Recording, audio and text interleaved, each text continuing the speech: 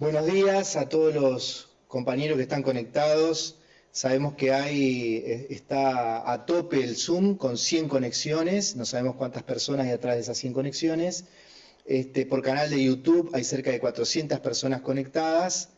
No sabemos cuántos hay en cada lugar mirándolo. Y las instituciones de FEMI hay casi 20 instituciones conectadas. O sea que es seguro que hay más de 500, entre 500 y 1000 personas en este momento viendo la presentación que vamos a hacer con Silvia Guerra. Así que bienvenidos a todos. Vamos a hablar de la pandemia de SARS-CoV-2, COVID-19. Va a haber una primera instancia que voy a presentar yo, luego va a ser Silvia y vamos a dejar luego unos 40 minutos para preguntas.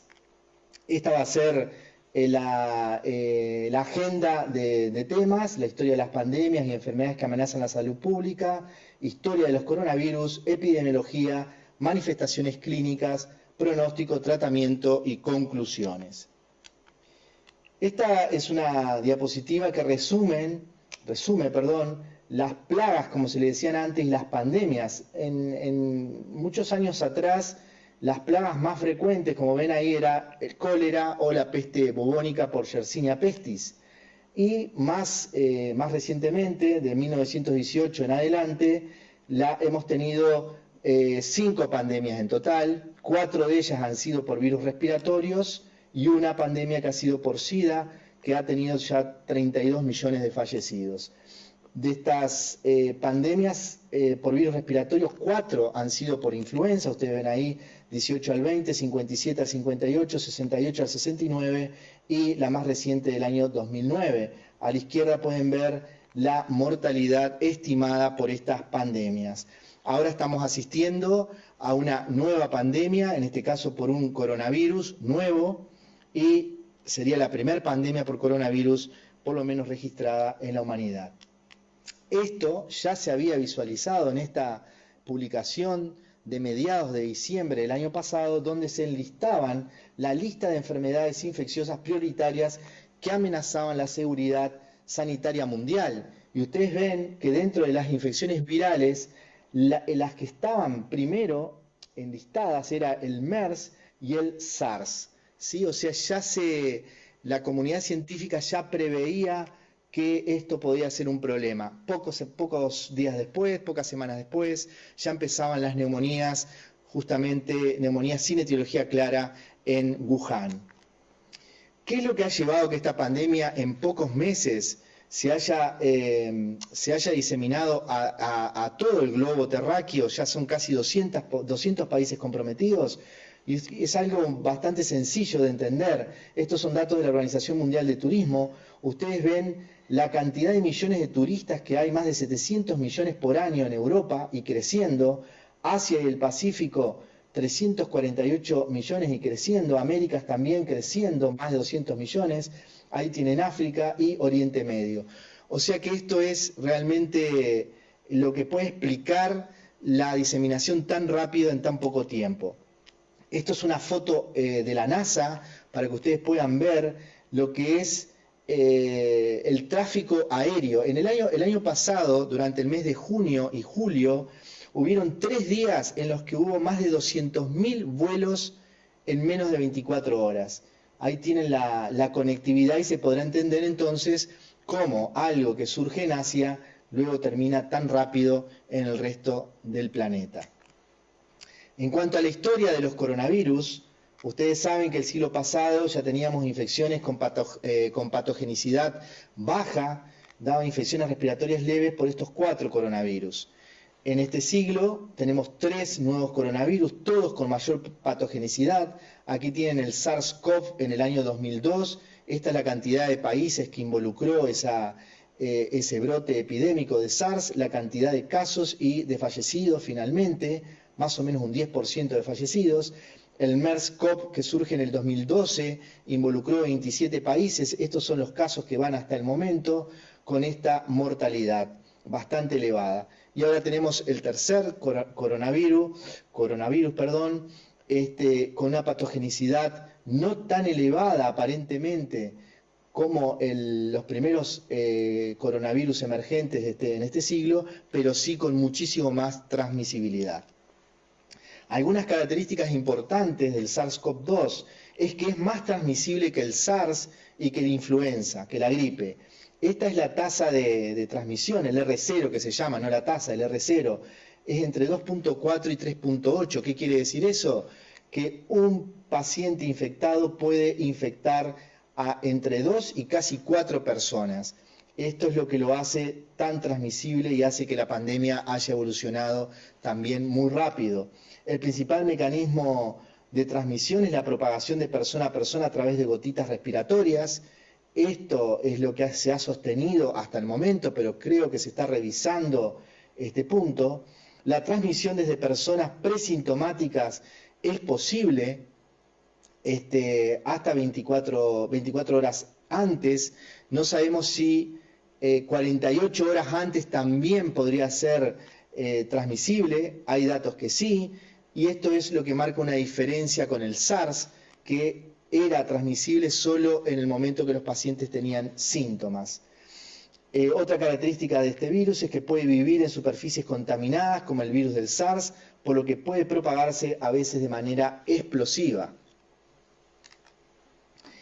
¿Cuál es el periodo de incubación? Aquí tienen un gráfico modelado. La media del periodo de incubación estimado de COVID-19 es de unos 5 días, ¿sí? Quiere decir que quienes van a tener síntomas, el 50% aproximadamente lo va a hacer antes del día 5. Y el 97,5% de los pacientes va a tener los síntomas antes del día 12. Quedan, por supuesto, un pequeño porcentaje que lo puede hacer luego el día 13, 14 o incluso a veces en forma menos frecuente, mucho menos frecuente luego del día 14. ¿Cuánto dura la liberación viral del SARS-CoV-2? Puede ser, ya lo dijimos, detectado 1 o 2 días antes de los síntomas de muestras respiratorias altas. Esto es lo que sostiene el planteo de que los pacientes pueden ser infectantes antes de tener síntomas. El virus puede persistir de 7 a 12 días en casos moderados y hasta 2 semanas en casos severos de muestras respiratorias, e incluso un poquito más. En materia fecal, que también se ha evaluado, a partir del día 5 puede detectarse por 4 o 5 semanas, pero sin tener clara cuál es el significado clínico de eso. Y aunque la ruta oral fecal no parece ser una fuente importante de transmisión, esto es lo que está por determinarse aún. En cuanto a la epidemiología, esto es una línea de tiempo de lo que ha pasado en los últimos meses, lo que decíamos, los primeros casos de neumonía en Wuhan sin etiología clara se habían detectado a principios de diciembre. Se identifica el SARS-CoV-2 el 7 de enero. Bueno, aquí tienen distintos datos a lo largo del tiempo. La OMS declara que esto es un problema de importancia internacional el 31 de enero y el 11 de marzo se declara como una pandemia. Nosotros tenemos el primer caso diagnosticado, confirmado desde el punto de vista virológico, 2 días después de la declaración de la pandemia, el 13 de marzo. Estos son datos que ustedes conocen, el mapa de la Johns Hopkins, lo consulté hoy a las 7:05, esta es la cantidad de casos confirmados que ven ahí, 474.204, y la cantidad de fallecidos, más de 21.000. Ustedes ven aquí la curva ascendente, esto es, la pandemia está claramente en ascenso a nivel mundial. Esto es un resumen, que también lo pueden haber visto en por distintos canales. Esta es la cantidad de casos confirmados, esto fue el 26 de marzo, cuántos casos están activos y son leves o moderados y cuántos son serios, tienen una enfermedad severa o crítica, están aquí, y aquí pueden ver los nuevos que aumentaron entre ayer y hoy, o sea que hay 1.697 nuevos casos severos o críticos con respecto al día 25 de marzo, ¿sí? Lo mismo los casos que se van recuperando o que han fallecido. La cantidad de países comprometidos son casi 200, se sumaron 4 entre el día de hoy y el día de ayer. La tasa de letalidad promedio es de 4,5%. Ustedes saben que hay lugares que tienen tasas muy bajas de 0,3, 0,5 y otras tan altas como casi 10%. 8,5, 9 y algo por ciento. Esto tiene explicación múltiple que luego lo podemos discutir. Bueno, esto es una foto IFEMA de Madrid, muchos de ustedes deben de conocer, es un centro de convenciones que hay, donde se hacen congresos, etcétera. Los madrileños están preparando esto como un hospital alternativo porque no tienen ya camas donde asistir sus pacientes. En cuanto a la epidemiología local, estos son datos que publicó el Ministerio de Salud Pública ayer, 217 casos en total, 12 de esos están internados, 6 en salas de moderados, 4 en CTI y 2 en cuidados intermedios. En cuanto a las manifestaciones clínicas, ustedes saben que tenemos distintos síndromes clínicos que se asocian al COVID-19, como ser una infección viral no complicada del tracto respiratorio superior, que ya saben que son 8 de cada 10 pacientes, neumonías leves, neumonías graves, distrés pulmonar, que esto es lo que es un sello de identidad de los coronavirus, sepsis o shock séptico. El shock séptico les voy a mostrar luego que es poco frecuente. En cuanto a la presentación clínica, continuando, esto es un trabajo de los colegas chinos, de 1099 pacientes de 552 hospitales. Ustedes pueden ver aquí los síntomas más frecuentes: infección respiratoria aguda sintomática en más del 95%, fiebre, pero no está siempre presente, va a haber 1 de cada 10 pacientes que no va a tener fiebre. Los síntomas respiratorios altos en ese porcentaje, ahí ven cuáles pueden ser, y los síntomas respiratorios bajos son sobre todo tos seca y disnea. Algo importante es que hay síntomas extrarrespiratorios, como pueden ser digestivos, diarrea o vómitos, cefaleas en el 14%, confusión y artromialgias en el 15%. Esto es datos de un paquete que ustedes saben que se actualiza frecuentemente, para mostrarles simplemente las comorbilidades más frecuentes que están asociados sobre todo a los pacientes que tienen una progresión a la severidad o pacientes críticos: la enfermedad cardiovascular, la diabetes, la enfermedad respiratoria crónica, cáncer, bueno, en fin, son varias las comorbilidades que están asociadas a una peor evolución. Pero no son solo las comorbilidades, sino la suma de las mismas lo que va explicando la mayor mortalidad en este grupo de enfermos. No es lo mismo tener una sola comorbilidad que tener 3 o más condiciones que inmunodebilitan o que generan comorbilidad en el enfermo. En cuanto a otras características clínicas, aquí tienen este mismo trabajo de los colegas chinos, que son 1099 pacientes. El shock séptico globalmente fue el 1%, pero cuando miramos solo los pacientes severos es el 6%. El síndrome respiratorio agudo en los severos es el 15%, y tienen otras manifestaciones clínicas como ser la insuficiencia renal aguda, la coagulación intravascular diseminada, la rhabdomiólisis. Ahí tienen el porcentaje de cada una de ellas.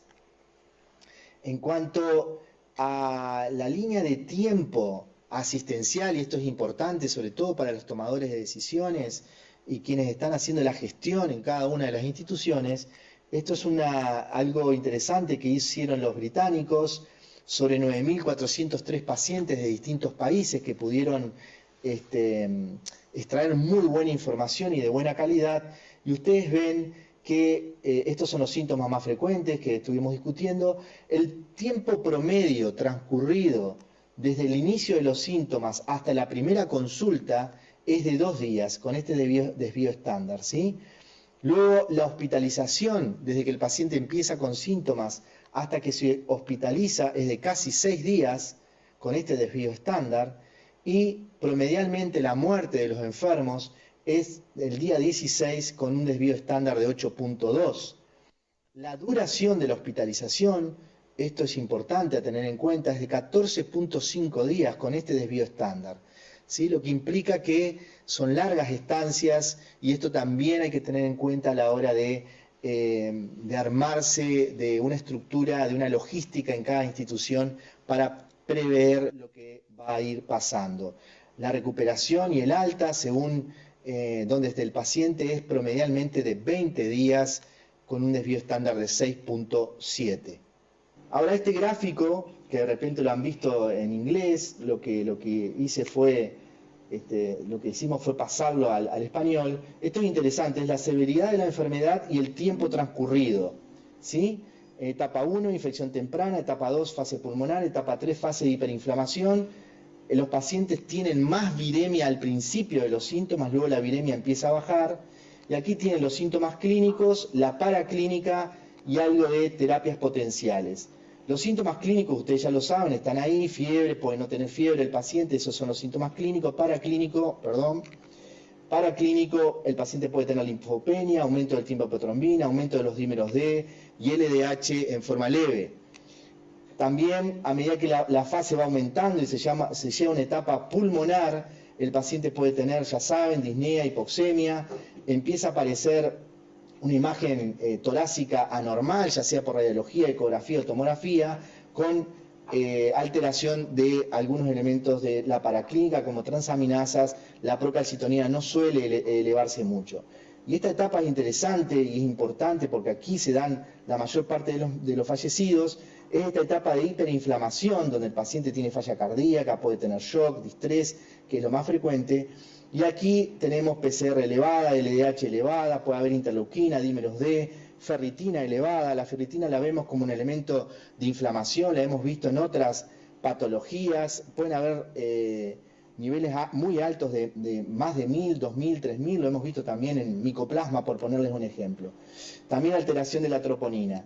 Todo esto conlleva que, según la fase en la que esté el paciente, pueden ser las estrategias terapéuticas que luego vamos a discutir. Pero es muy importante saber dónde estamos parados con estos enfermos. Del punto de vista imagenológico, por supuesto, ustedes saben que tenemos la radiología de tórax. Estos son pacientes, placas reales de pacientes que compartieron colegas de Europa. Tomografía, esto es lo que se ve en una fibrobroncoscopía. Puede haber áreas como de necrosis de la mucosa. Y la ecografía, que ahora vamos a hablar de importancia. El ultrasonido, la ecografía pulmonar, ustedes, las imágenes ecográficas de líneas B que la tienen aquí, esto es por cuando empieza a acumularse, donde tendría que haber aire, empieza a acumularse líquido, el ecografista ve eso. Hay distintos síndromes: el síndrome de las líneas B, que es un compromiso más intersticial, pero luego puede haber un síndrome de condensación pulmonar, que también lo puede ver el ecografista. Esto es una comparación con la tomografía y la ecografía. Lo que queda claro en este trabajo es que en las etapas hiperprecoces, muy precoz, la ecografía puede evaluar muy bien el pulmón y darnos una idea del compromiso pulmonar ya en el enfermo antes que la tomografía. Ahí tienen otras imágenes, ahí tienen los que quieran que les comparte los trabajos, se los puedan enviar luego. Ahí tienen las líneas B. El ultrasonido, entonces, la ecografía pulmonar, tiene estas ventajas: es una herramienta portable, relativo bajo costo, muy sensible, ve las alteraciones de etapas muy precoces, incluso más precoz que la radiología de tórax y la tomografía. Es beneficioso desde el punto de vista de la bioseguridad, no es lo mismo que trasladar a un paciente al tomógrafo. O sea que cada institución puede evaluar esto tendría que evaluar esto como una herramienta muy positiva.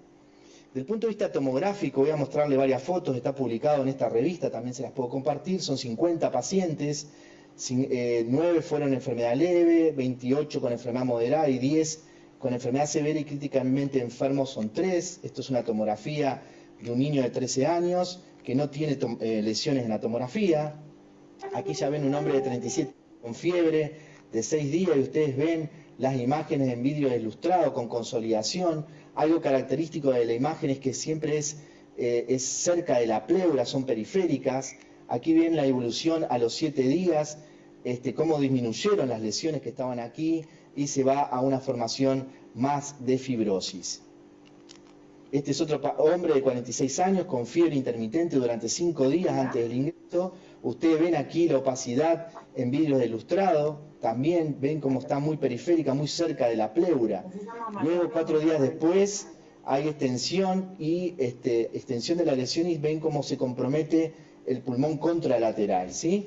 Este paciente va a la resolución y luego quedan estos tractos, tabiques interlobulares engrosados en la tomografía a medida que pasan los días. Este es otro paciente de 34 años con fiebre y tos durante 10 días antes del ingreso. Ustedes ven las múltiples lesiones de opacidad, consolidación, fibrosis. Hay mucha mezcla en esta imagen tomográfica de un paciente que ya está más grave, ¿no?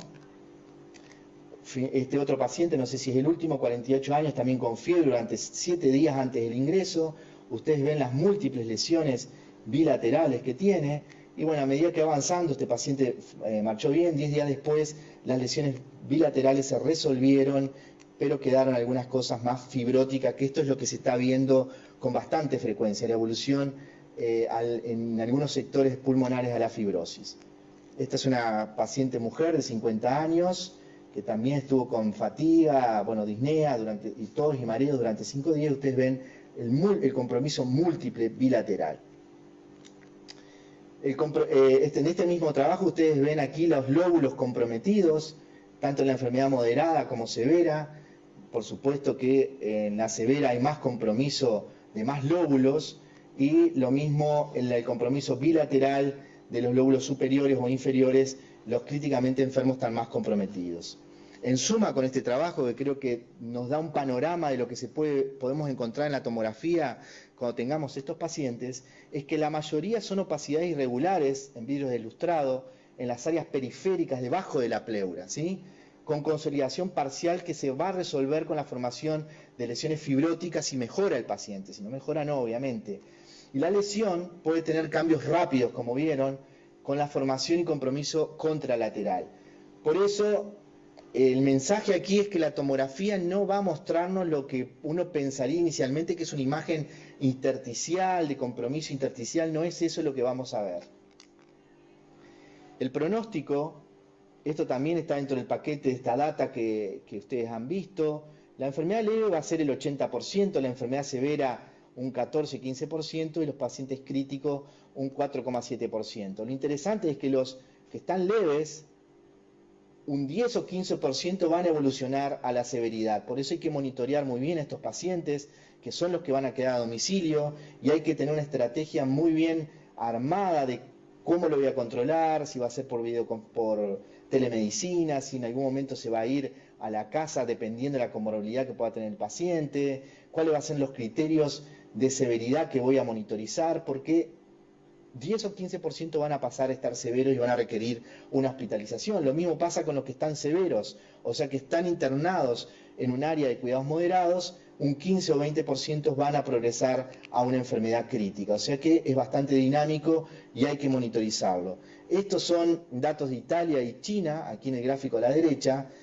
A la izquierda está Italia y a la derecha está China, y ustedes ven cómo hay mayor mortalidad en los pacientes, en el grupo, en Italia, perdón, comparando con China. Pero esto se está dando sobre todo en las edades a mayor edad, que lo tienen ahí. Eso se explica de alguna manera porque la edad media de los pacientes en Italia es de 61 años, mientras que la edad media de los datos de China es de 50 años. O sea que ya sabemos que a mayor edad, mayor mortalidad, y eso puede estar explicando en parte, porque deben haber otras variables, obviamente, la mayor mortalidad en Italia. En cuanto al tratamiento, ustedes saben que hay un documento que ha sido actualizado un par de veces, donde participan múltiples sociedades y cátedras. Se ha diseñado esta estrategia de evaluación del paciente para poder evaluar si lo voy a poder manejar en domicilio, internado o en terapia intensiva. Todos lo conocen, este algoritmo. Estúdienlo bien, ensayen con esto, hagan un simulacro para ver cómo pueden funcionar en sus instituciones. Pero en definitiva, esto lo que procura este algoritmo es rápidamente identificar los pacientes que tienen síntomas respiratorios y que pueden ser un riesgo para evitar disminuir el riesgo en el personal de salud y sobre otros pacientes, y también evaluar la severidad a través de la edad y las comorbilidades para saber en qué grupo lo voy a poner a este enfermo. Los verdes, ahí tiene que tener ausencia de todos estos elementos, y si es así yo lo manejo en forma ambulatoria y tengo cómo seguirlo, ahí hay una guía de cómo seguirlo. Los amarillos van a tener una neumonía, broncoespasmo, pueden estar desaturando pero no mucho, y estos pacientes se internan y se observan en una sala de moderados y los críticos, por supuesto, van a ir a una unidad de terapia intensiva. En cuanto a las recomendaciones de este grupo Intersociedades e Intercátedras, esta es la versión del 24 de enero, este es el resumen sobre el tratamiento, ¿sí? No existen tratamientos antivirales específicos aprobados para el tratamiento del COVID-19, el objetivo terapéutico es el tratamiento sintomático. Este grupo desaconseja el uso de tratamiento específico en pacientes clasificados como verdes, enfermedad leve, o pacientes asintomáticos. Hay un estudio clínico randomizado, abierto, controlado, que no mostró beneficio con lopinavir, ritonavir. Vamos a hacer algún comentario luego. Los tratamientos experimentales se reservan para pacientes con neumonía, ¿sí? La evidencia aún es escasa para hacer recomendaciones fuertes, pero varios países incluyen en sus protocolos hidroxicloroquina o cloroquina, lopinavir, ritonavir o interferón alfa o beta. En caso de utilizar alguno de estos fármacos, se debe solicitar consentimiento informado escrito y realizar una adecuada y estricta monitorización de toda la respuesta terapéutica. Sería algo así: severidad de la enfermedad, verde, amarillo y rojo, ya lo está puesto en forma diferente. El plan terapéutico, ya saben, los verdes van a manejo ambulatorio, hay que informarle al paciente sobre los signos de alarma, hay que hacer un seguimiento telefónico o por otra vía. Estos son los signos de alarma: disnea, taquicardia, aumento del trabajo respiratorio, cianosis, tendencia al sueño, declinación funcional, ¿sí? Y destacar que la prioría es a partir del día 7, 8 del inicio de los síntomas. Los amarillos, aquí tienen, son pacientes que van a estar ingresados. Por supuesto que hay que hacer un algoritmo diagnóstico para otras cosas, pero en época de circulación de influenza, esos pacientes son pasibles de ser tratados con oseltamivir y con los antimicrobianos que la institución tenga pautado para neumonías comunitarias. Y aquí se podría considerar el inicio de hidroxicloroquina si el paciente presentase factores de riesgo para progresión, inmunosuprimidos. Y esta es la pregunta: si mayores de 60 años sería como un subgrupo donde se podría evaluar esto. Los pacientes que están en terapia intensiva, por supuesto, van a sostén vital de sus funciones. Los antimicrobianos intravenosa que tengan pautada la institución. Esto es importante: hay reportado asociación de SARS-CoV-2 con influenza, metanemovirus, sincicial, micoplasma. No he encontrado con otros patógenos, está dicho en forma muy genérica, pero esto hay que tenerlo en cuenta, ¿sí? Porque uno puede tener un FilmArray positivo para esto, un panel respiratorio, pero tiene que descartar el SARS-CoV-2 porque puede haber asociación.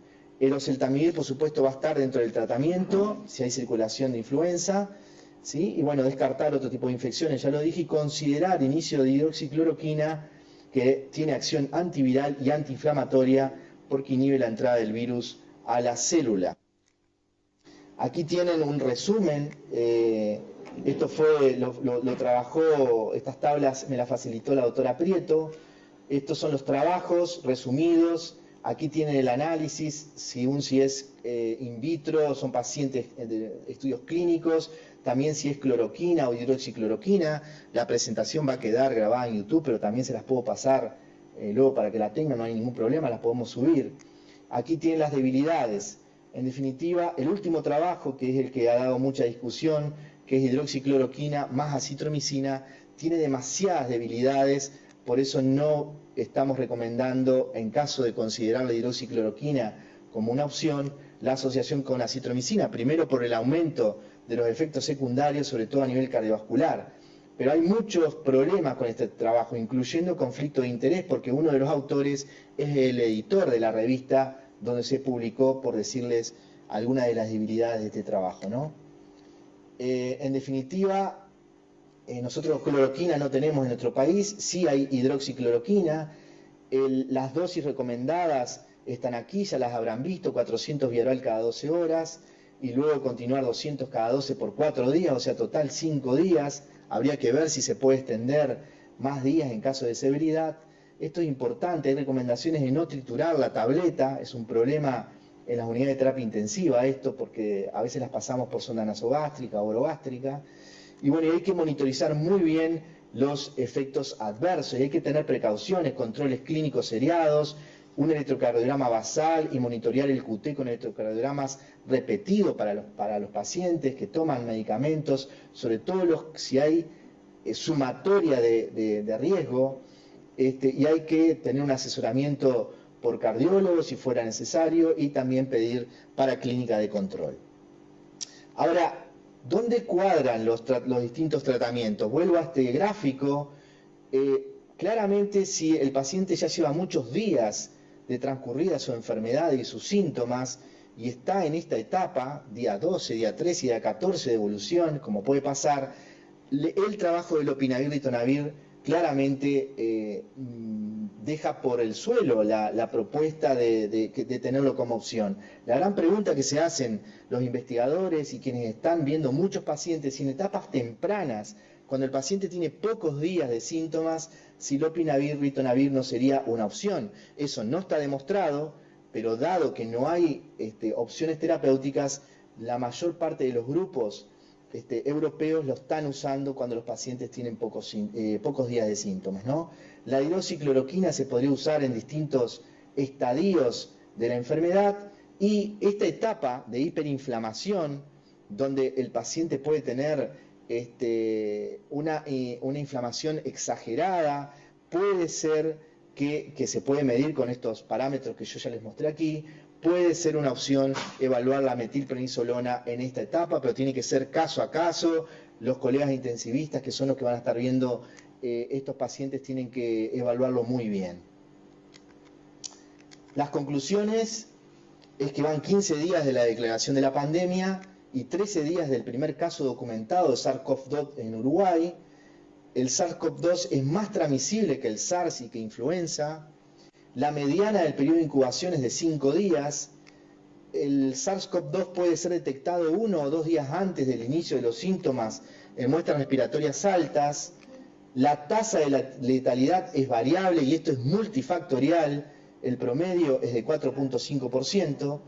Es de suma importancia estratificar correctamente la severidad de los pacientes. Hay que tomarse un tiempo para pensar y analizar bien dónde estoy, verde, amarillo o rojo, y monitorizar esos pacientes porque pueden progresar. Los síntomas son predominantemente respiratorios, pero también hay extrarrespiratorios, así que hay que tener en cuenta esto. Se debe evaluar en qué fase de la enfermedad está el paciente y monitorizar los elementos de hiperinflamación. En los estadios súper precoz, o sea, preclínicos, la tomografía puede que no muestre nada o muy poca imagen, mientras la ecografía ya muestra líneas B en distintos sectores, y puede ser una estrategia incluso para evaluar elementos de progresión de estos enfermos. En la tomografía la mayoría son opacidades irregulares, en vidrio deslustrado, en las áreas periféricas, muy asociados cerca de la pleura. 2 de cada 10 pacientes van a tener una enfermedad severa o crítica. Los factores de riesgo asociados a peor evolución son la mayor edad y la sumatoria de comorbilidades. Así que eso tiene que entrar también dentro del razonamiento y de los algoritmos de los clínicos para evaluar las estrategias de control de estos pacientes y eventuales tratamientos. Finalmente, no existen aún tratamientos aprobados específicos para tratar COVID-19. En caso de indicarse, se debe solicitar consentimiento informado. Estamos trabajando en un prototipo que luego se los podemos compartir. Con los datos disponibles al día de hoy y con lo que podríamos disponer en nuestro país, porque hay muchos tratamientos, sería razonable plantear un tratamiento a los mayores de 50 o 60 años o inmunosuprimidos. También aquí evaluar la sumatoria de comorbilidades, elementos de severidad y gravedad, amarillos o rojos del esquema, y la hidroxicloroquina sin acitromicina. Vuelvo a repetir, sería razonable plantearlo. Lopinavir ritonavir asociado a hidroxicloroquina, podría ser evaluado, pero si el paciente no tiene muchos días de síntomas.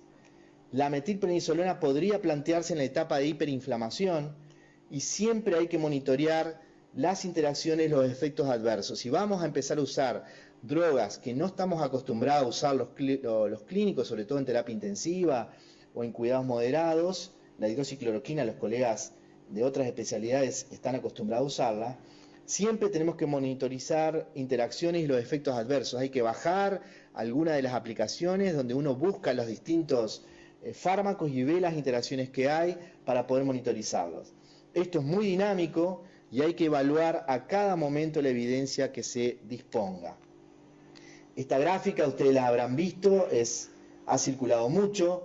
Nuestro amigo Francisco López Medrano, que es un infectólogo madrileño que ha venido a Uruguay y que quiere mucho a nuestro país, dijo, he reflexionado esta gráfica, dice, y es más justa en los hospitales, dice, podemos disminuir la mortalidad, pero la incidencia la van a bajar las personas quedándose en su casa.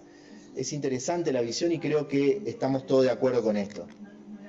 Finalmente, el Ministerio de Salud Pública tiene a disposición todos estos canales para consultas y para evaluación. Muchas gracias. Ahora le toca a Silvia su segunda parte y después vamos todos juntos a las preguntas. Vamos arriba. ¿Fue bien con el tiempo, Guerra? Muy bien, doctor Medina. Usted siempre se porta bien. ¿Querés que preguntemos si están todos bien? No, ¿la ponen ellos a la presentación o la pongo yo? ¿Está ahí? Está en la pantalla.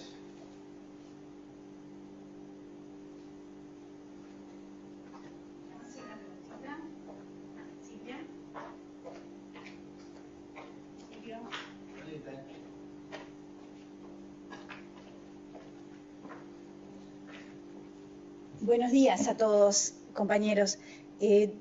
La pregunta es la siguiente. Los que están en las instituciones, ¿están todos viendo la pantalla de la presentación, además de el presentador? Porque si no, lo que me están diciendo es que tienen que poner la pantalla grande o prender un segundo monitor. Así se ve al mismo tiempo al presentador y la presentación. ¿Ah? Nos avisan y cualquier cosa se ponen en contacto con nosotros acá, en FEMI.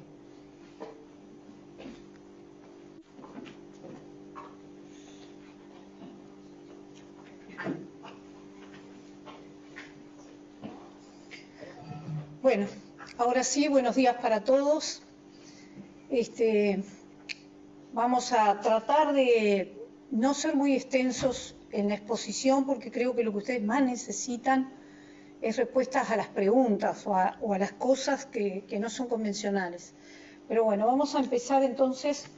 Yo creo que una de las cosas más importantes es tener claro la vía de transmisión. Julio la explicó muy bien, pero me gustaría resaltar el tema de la generación de aerosoles. O sea, es una enfermedad que se transmite por gotitas, o sea, proximidad a las personas que tosen o cuando están hablando o cuando estornudan y están enfermos, y también por contacto directo o indirecto con secreciones respiratorias de pacientes infectados.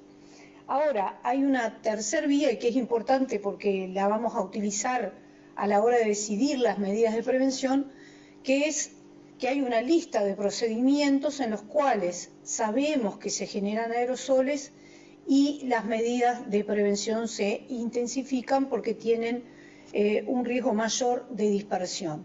Y comprender esto es muy importante porque es lo que nos va a garantizar que hagamos un buen uso del equipamiento y que cuando realmente sea un procedimiento generador de aerosoles, dispongamos de lo necesario para protegernos.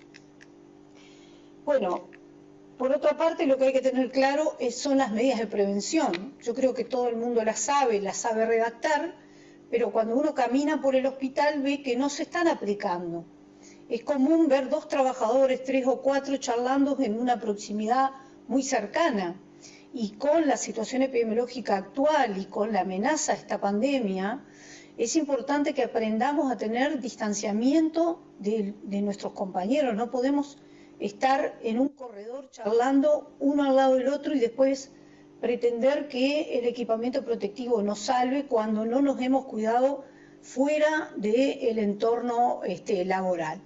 Entonces el mensaje es: apliquemos las medidas de prevención en la calle, en nuestra casa, pero también apliquémosla durante nuestro ejercicio diario del trabajo en el hospital.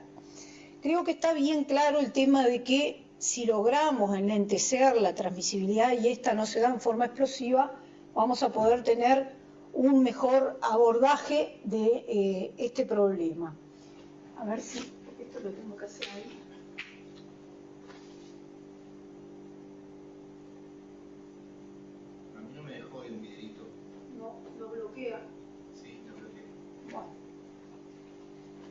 Está bien.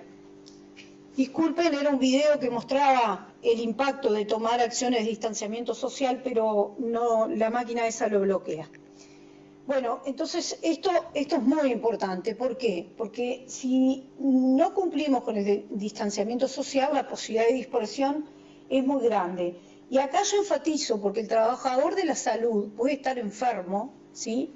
Y que no sea una fuente de infección para el resto de su familia. Entonces hay que tratar de tener, por un lado, el distanciamiento social comunitario, pero por otro lado, como les dije hoy, las conductas nuestras de tratar de actuar siempre pensando que podemos estar contagiando o que nos pueden estar contagiando. ¿Cuál ha sido la experiencia antes de COVID? Bueno, la más conocida fue la de SARS, donde fundamentalmente en Canadá se reportó claramente un 40% de trabajadores de la salud contagiados durante la atención de pacientes. Y esto generalmente pasa antes de que uno utilice el equipamiento protectivo, pero no solo cuando uno no lo utiliza y atiende a un paciente, sino también puede suceder cuando uno lo utiliza mal, ¿sí? Entonces es muy importante el triage y esta tríada, ¿no? Identificar los pacientes de riesgo, aislar al paciente que realmente tiene riesgo e informar. Y acá se juega un papel muy importante en la primera etapa, en la de identificar, porque si todos los pacientes que llegan al hospital por temor los vamos a considerar COVID, o si cada paciente que ingresa al hospital, a la emergencia, lo vamos a mandar a una cohorte COVID, esta se va a desbordar y realmente no va a cumplir con el objetivo que tenemos de poder hacer un buen aislamiento de los pacientes. Entonces, para mí, la identificación temprana de los que realmente son sospechosos y de los confirmados es vital para realmente poder trabajar a nivel del hospital. Esta es una publicación en la cual se resaltaba la infección hospitalaria en pacientes COVID, donde obviamente algunos son trabajadores de la salud contagiados, otros son pacientes internados en el hospital que adquirieron COVID. Esto obviamente que fue una sola publicación. En China no es que esto sea extrapolable, pero sí marca una cosa, y es que aunque tenga un paciente COVID, ¿sí? Si nosotros lo estamos hospitalizando con otros que no lo tienen, corremos el riesgo de la dispersión.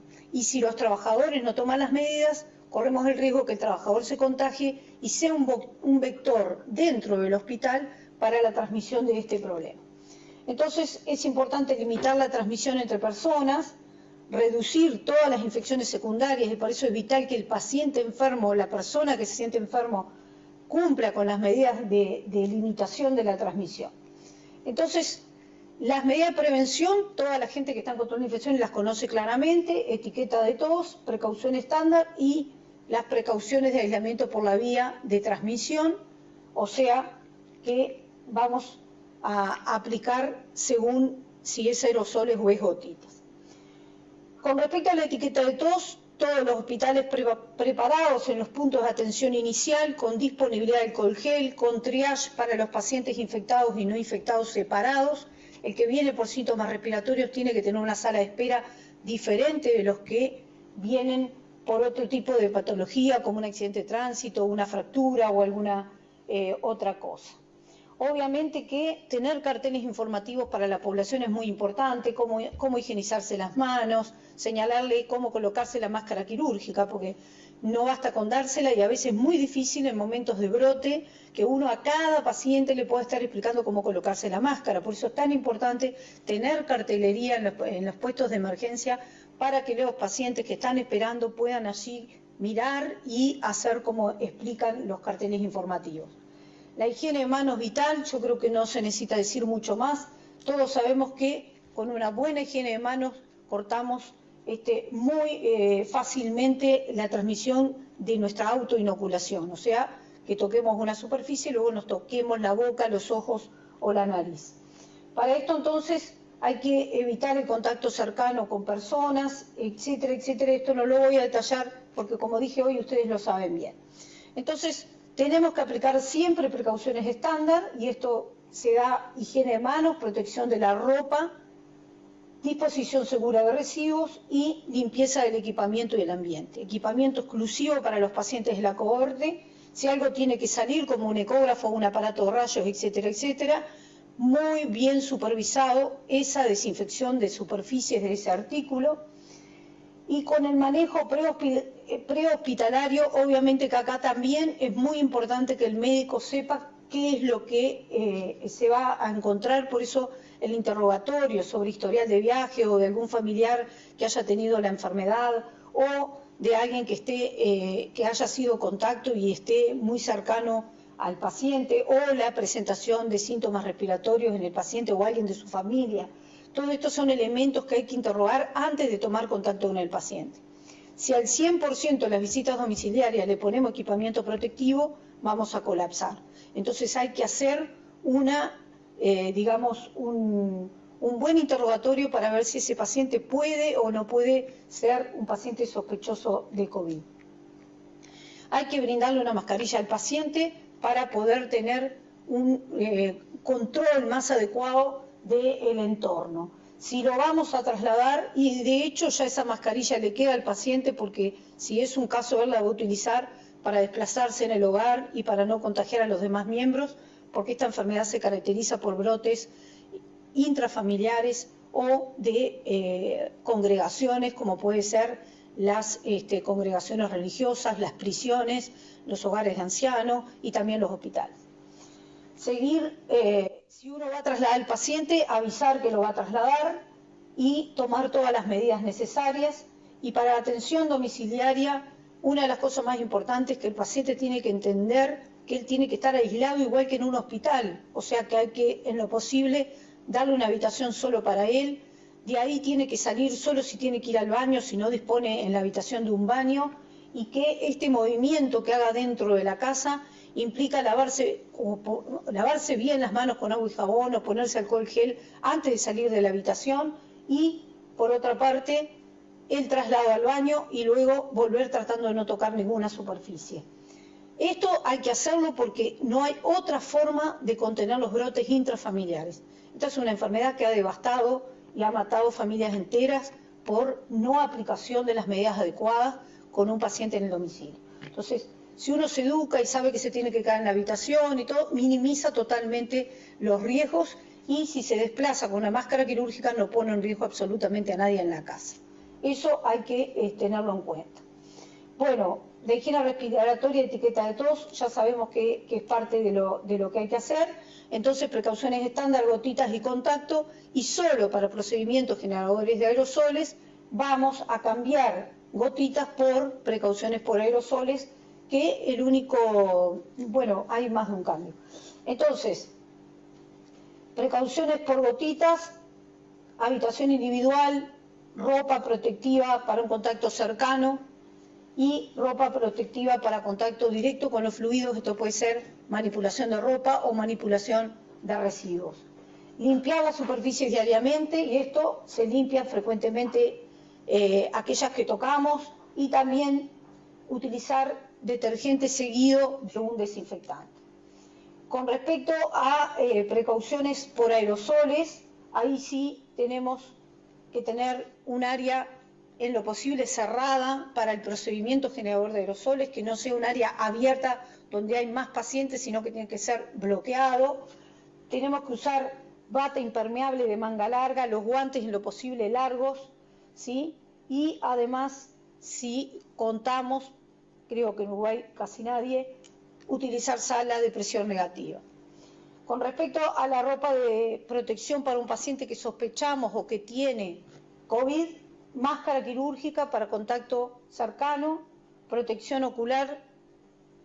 Por supuesto que yo estoy 1 metro o 2 metros, no voy a tener mucho riesgo, pero si yo estoy al lado del paciente voy a tener que tener protección ocular, guantes para el contacto cercano, bata y, como dije, para generadores de aerosoles tiene que ser impermeable.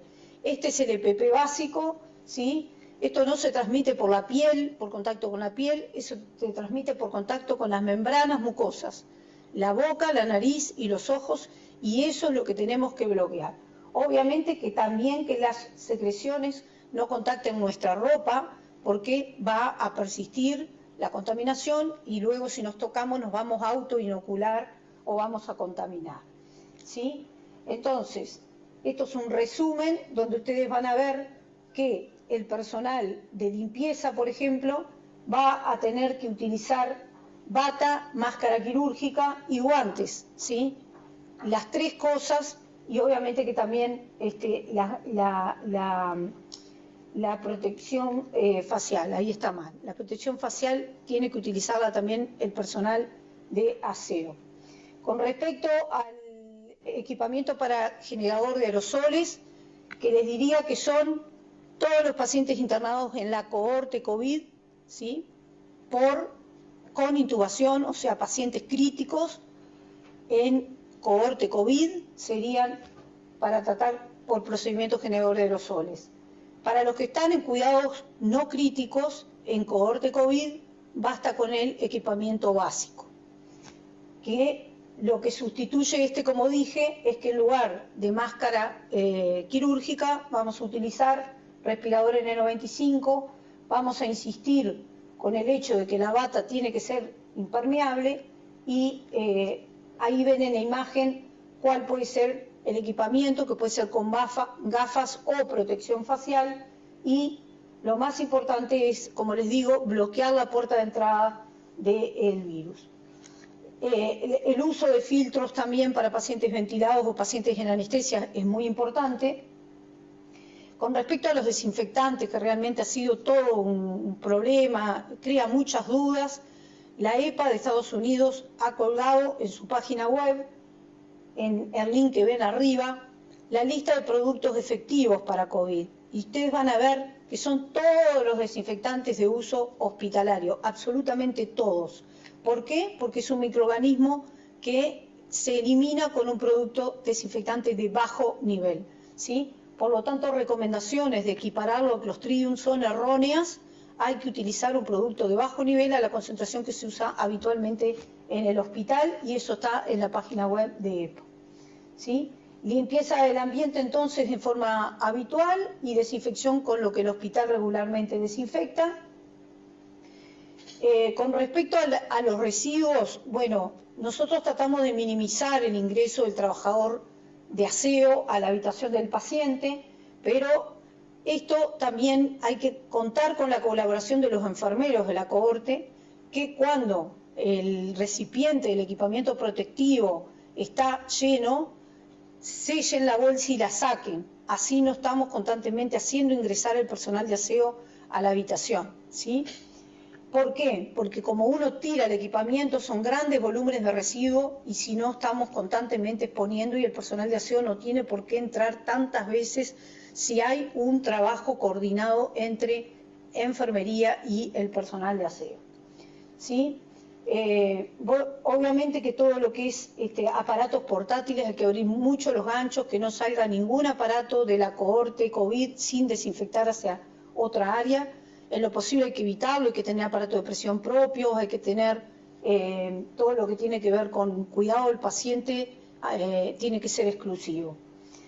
Ayer alguien me mandó una pregunta de si podían, bueno, creo que está más adelante, si podían ir de un paciente a otro sin cambiarse el equipamiento, porque igual todos eran COVID. Bueno, pero además de COVID, los pacientes tienen sus propias enfermedades o sus propias bacterias que no las podemos pasar de un paciente a otro. Entonces, no es correcto creer que porque sea una cohorte con el mismo equipamiento puedo recorrer todas. Y ahora vamos a ver qué sí es lo que se puede conservar entre un paciente y otro, ¿sí? Con respecto a la cohorte, se recomienda no solo cohorte física, sino también cohorte de trabajadores, que tanto los médicos como las enfermeras que atienden la cohorte atiendan exclusivamente a la cohorte, y que ésta esté en un lugar separado del resto del hospital. Si nosotros dejamos pacientes mezclados dentro de los demás pacientes del hospital coronavirus, va a ser muy difícil contener la transmisibilidad en el hospital. Tenemos que tener un área exclusiva para atender a estos pacientes. Idealmente también tendríamos que tener un área intermedia en el cual mandamos los sospechosos hasta que definamos bien si son o no son, para no mandar a la cohorte los que no son, porque después de ahí no los podemos sacar.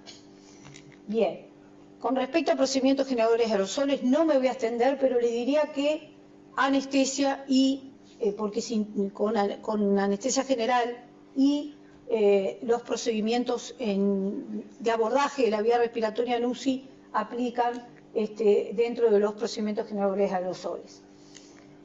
Bien, otro mensaje importante, hay que optimizar el uso del equipamiento protectivo. Hace unos días, en la sociedad que integro a nivel latinoamericana, nuestra presidenta mandó un mensaje de pedido a la gente que abandonemos el egoísmo y que tratemos de pensar este problema en colectivo. No puede ser que un portero pida una N95 cuando esa N95 no está indicada. No es que no le queramos dar protección porque es el portero, es porque el portero no aplica, porque no va a ser un procedimiento generador de aerosoles.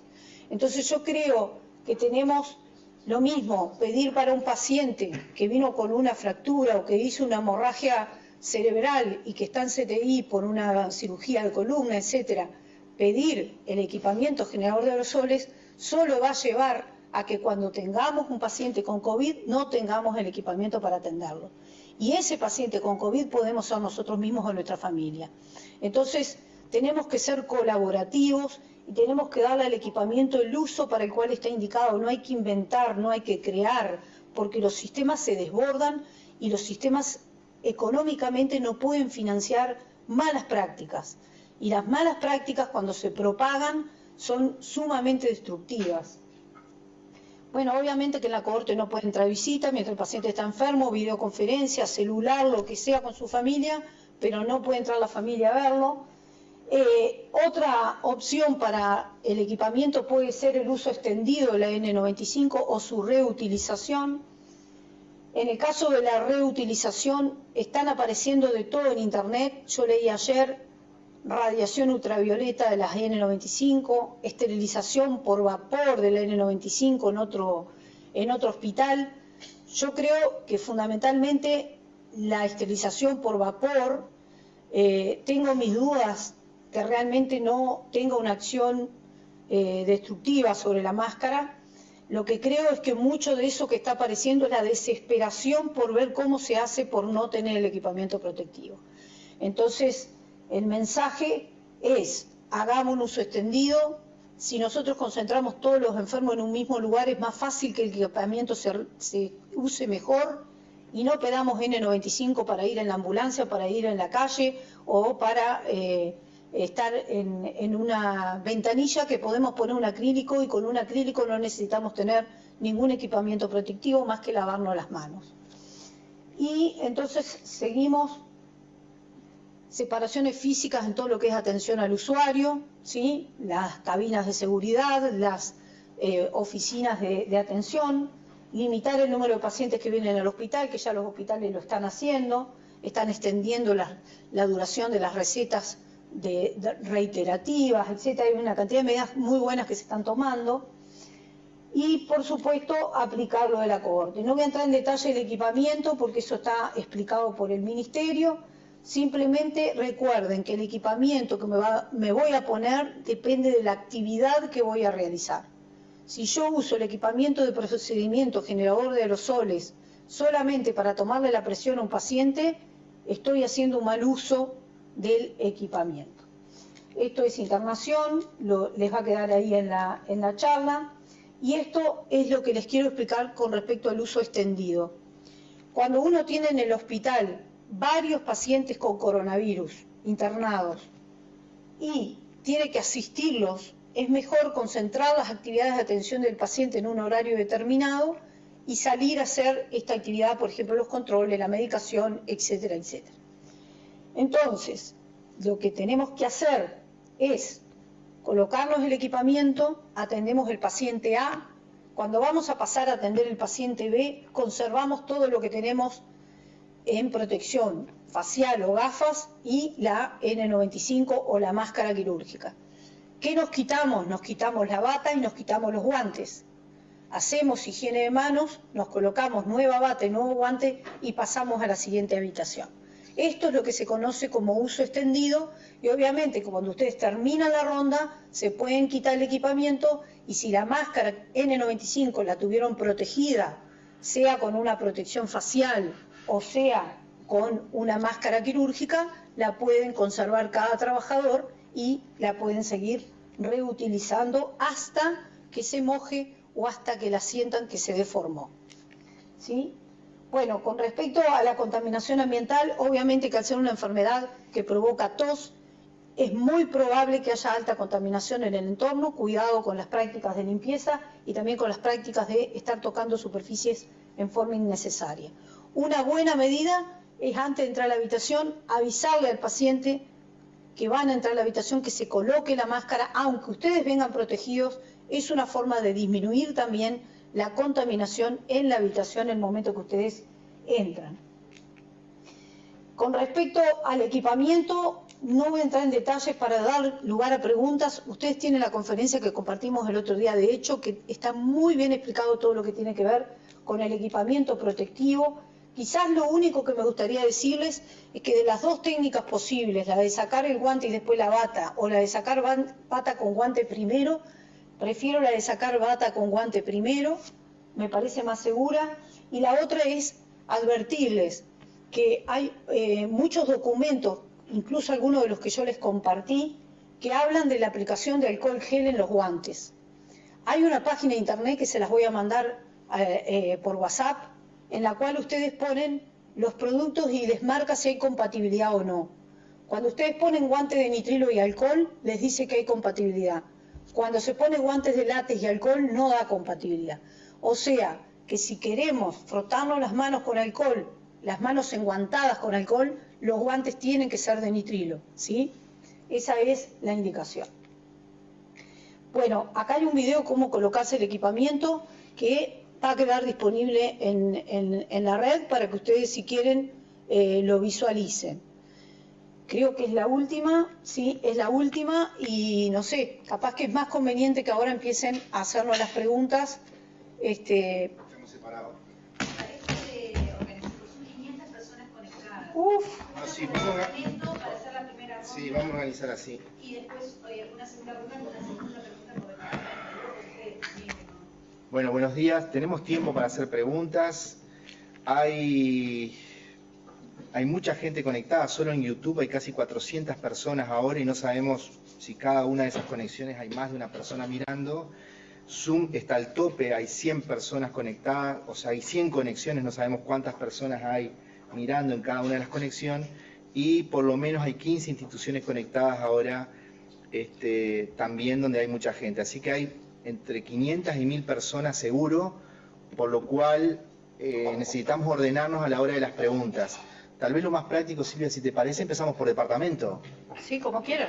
De repente empezamos a nombrar los departamentos y los que quieran hacer preguntas la hacen por el WhatsApp de los CIH o lo pueden hacer, lo habilita el compañero arriba para que hagan la pregunta, vemos cómo lo hacemos. Pero arrancamos por Artigas primero, a ver qué les parece. Si hay alguna pregunta.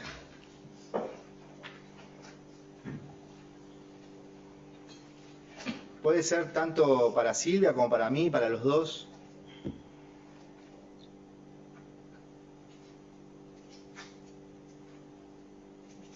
¿Nadie de Artigas?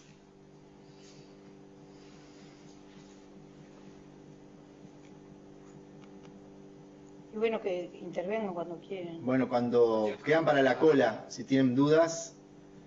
Salto, ¿tiene alguna pregunta? ¿Están conectados? Hola, ¿sí? ¿Quién habla? Artigas, de lo que queda Artigas. Artigas, buenos días, ¿está Osiris ahí? Sí. ¿Cómo les va? ¿Bien? ¿Bien y tú? No, viene el aporte, pero por ahora no tenemos preguntas. Bueno, ¿quieren comentar algo? ¿Algo puntual? Un comentario.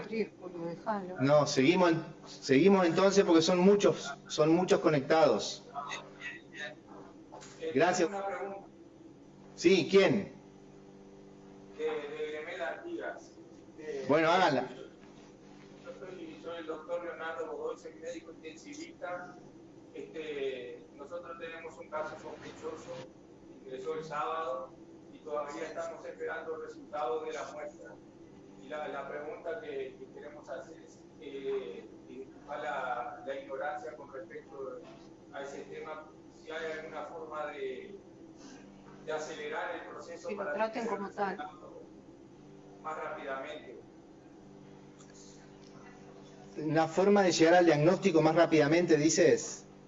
Exacto. Porque nosotros estamos tomando todas las medidas de precaución y de repente capaz que no es COVID-19 y bueno, todo lo que cuesta en el personal humano, recursos, los costos. ¿Es una neumonía? ¿Es una neumonía? Es un paciente sí con una neumonía. Sí, lo van a tener que, esto es para todos, me parece que mientras estemos en esta situación epidemiológica, no sepamos con qué intensidad está circulando SARS-CoV-2, ni tampoco el resto de los virus respiratorios, va a haber que manejar estos pacientes como si fueran un SARS-CoV-2.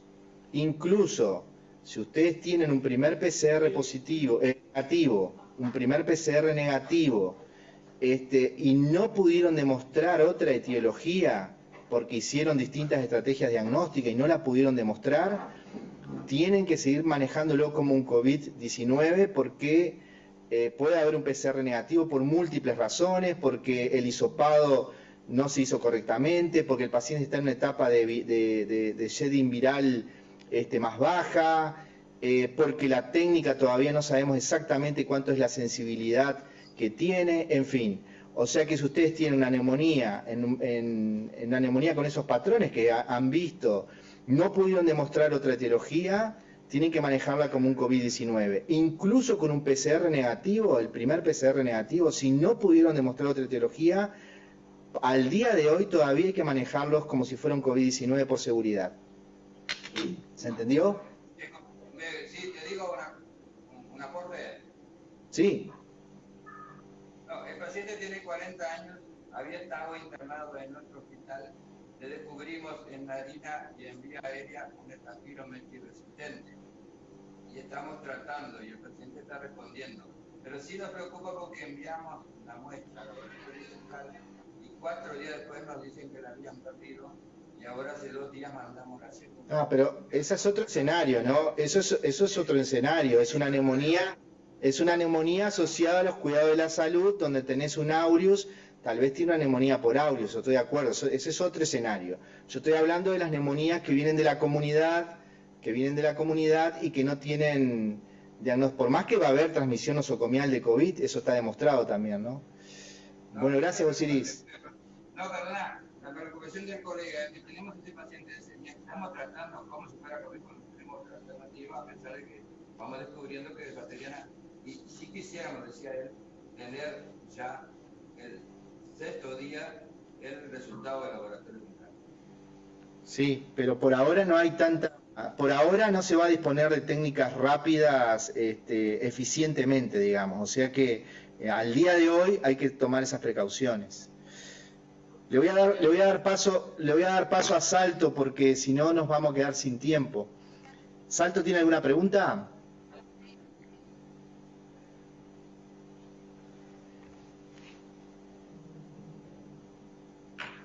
¿O algún comentario?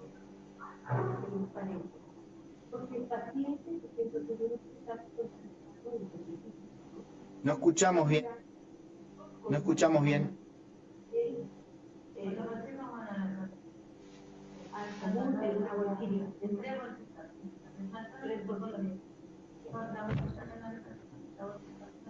Y deja que haga pregunta el que quiera, porque Sí, no se escucha. están organizando. No, pero si empiezan a hacer todas preguntas no se van a escuchar.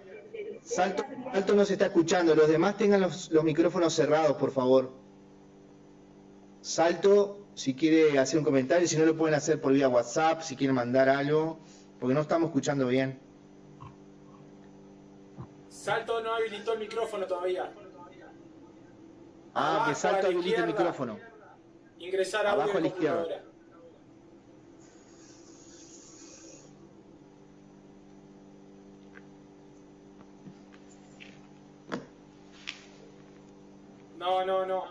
No tienen audio. Seguí si querés porque tiene que ir un técnico por ahí. Bueno, Rivera, ¿tiene alguna pregunta, alguna consulta? Que habilite el audio, Rivera, si tiene alguna pregunta o alguna consulta. Ya está habilitado, así que la pregunta sería, ¿qué recomendaciones al equipo de salud en la atención de un parto? ¿Qué recomendaciones para el equipo de salud? No entendimos la última parte. En cuanto a equipamiento para la asistencia de un parto. En cuanto a la asistencia de un parto. Y el habitual, ¿no? El habitual, y si la paciente es sospechosa o confirmada, el de generador de aerosoles.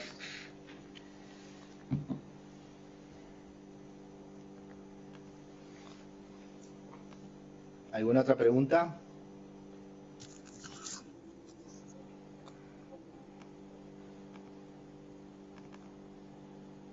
Damos paso, si Salto no tiene más preguntas, damos paso a Rivera. Estaba Rivera ahora. Era Rivera ese. Ah, ¿eso era Rivera? Ah.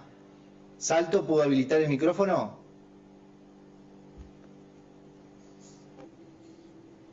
No, al parecer no fue nadie por ahí.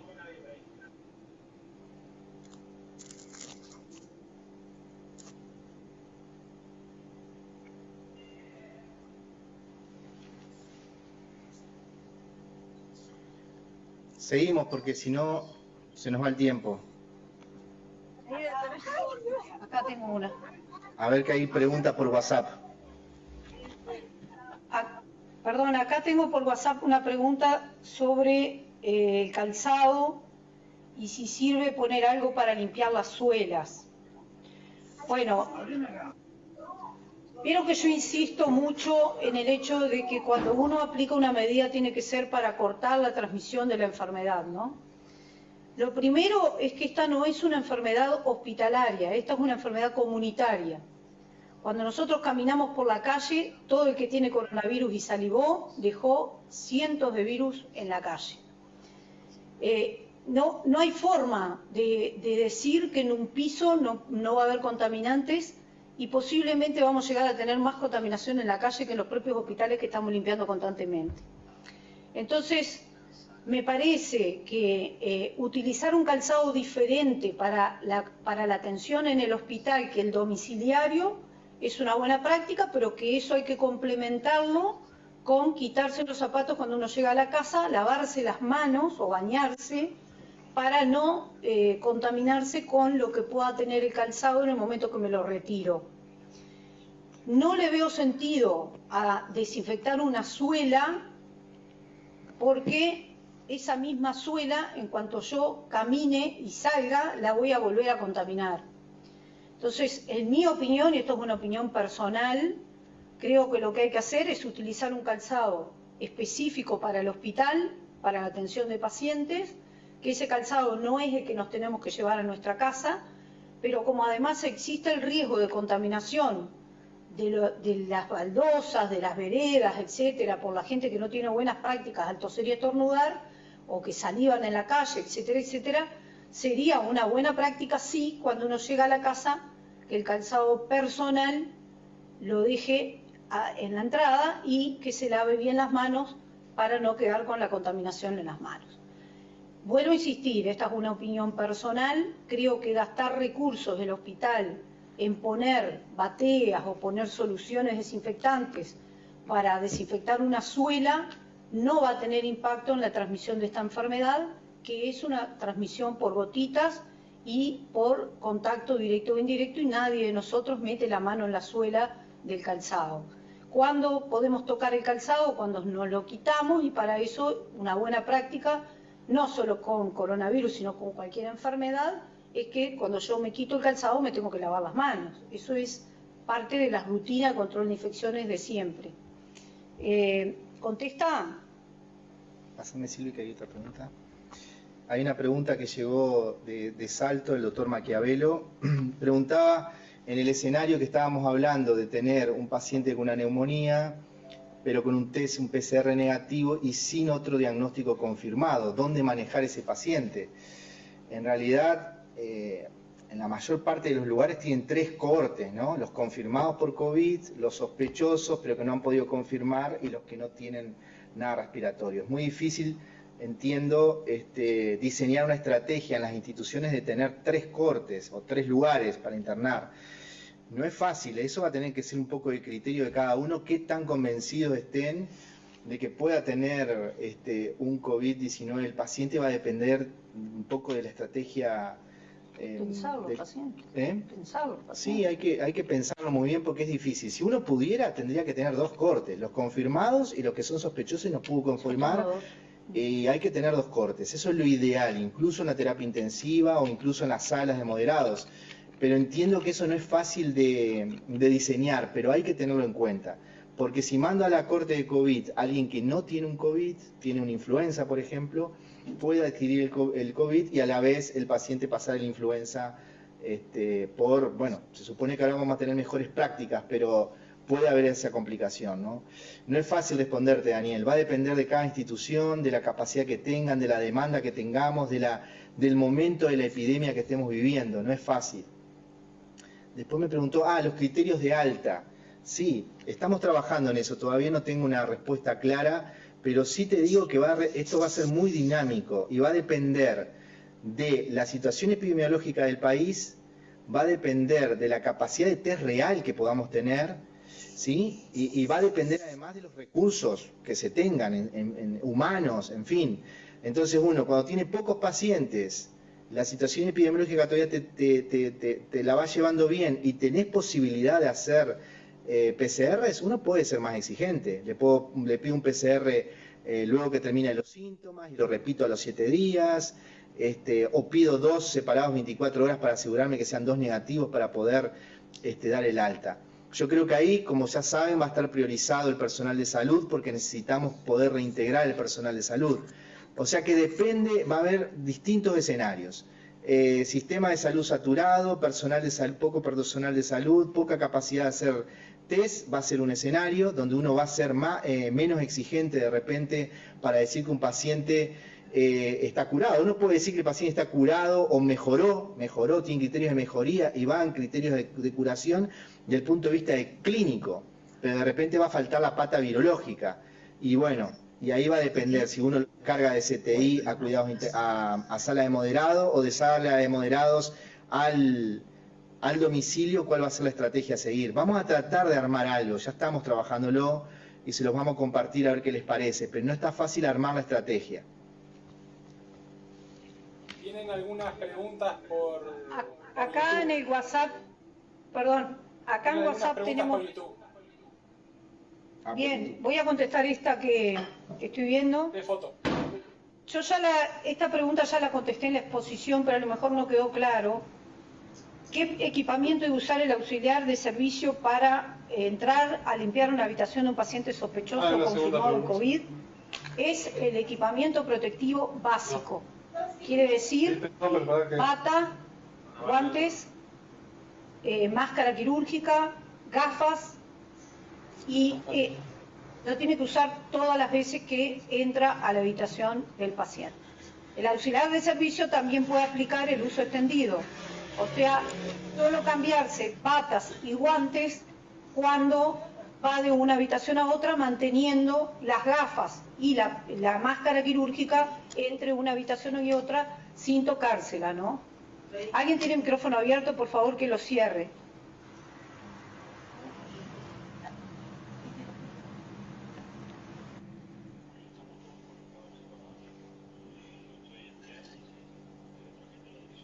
¿Tenías una pregunta, Julio? ¿Tenías una pregunta? No, pero estoy escuchando si me están mandando audios con preguntas. Pero que escriba. No, bueno, vamos a seguir. Hay muchas preguntas, creo que por YouTube. Me están mandando fotos. Perdón, Julio. Sí.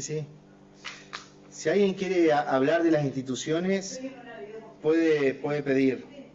Acá están preguntando los uniformes. Ahora le contestamos los que vienen por CIH. Conta desea hacer una pregunta. ¿Quién? Conta, sí, adelante. Conta. Desea intervenir. Adelante, Conta. Conta, sí. Sí, buenos días. Habla la doctora Cristina Lindner. Habla la doctora Cristina Lindner, epidemióloga y salubrista. Sí, adelante, Cristina. Bueno, realmente una excelente exposición, Julio, que ha consolidado, Julio, una excelente exposición que ha consolidado los conocimientos académicos y en el mundo. Y brillante, Silvia, realmente, porque todos sabemos y lo habremos visto que hay una cadena de farmacias en Montevideo que atienden al público con máscara N95. Incluso yo tuve que atender a una cajera de esa cadena de farmacias por una sudoración profusa y al borde de la deshidratación. Tenía 6 horas de máscara N95 puesta en su función de cajera.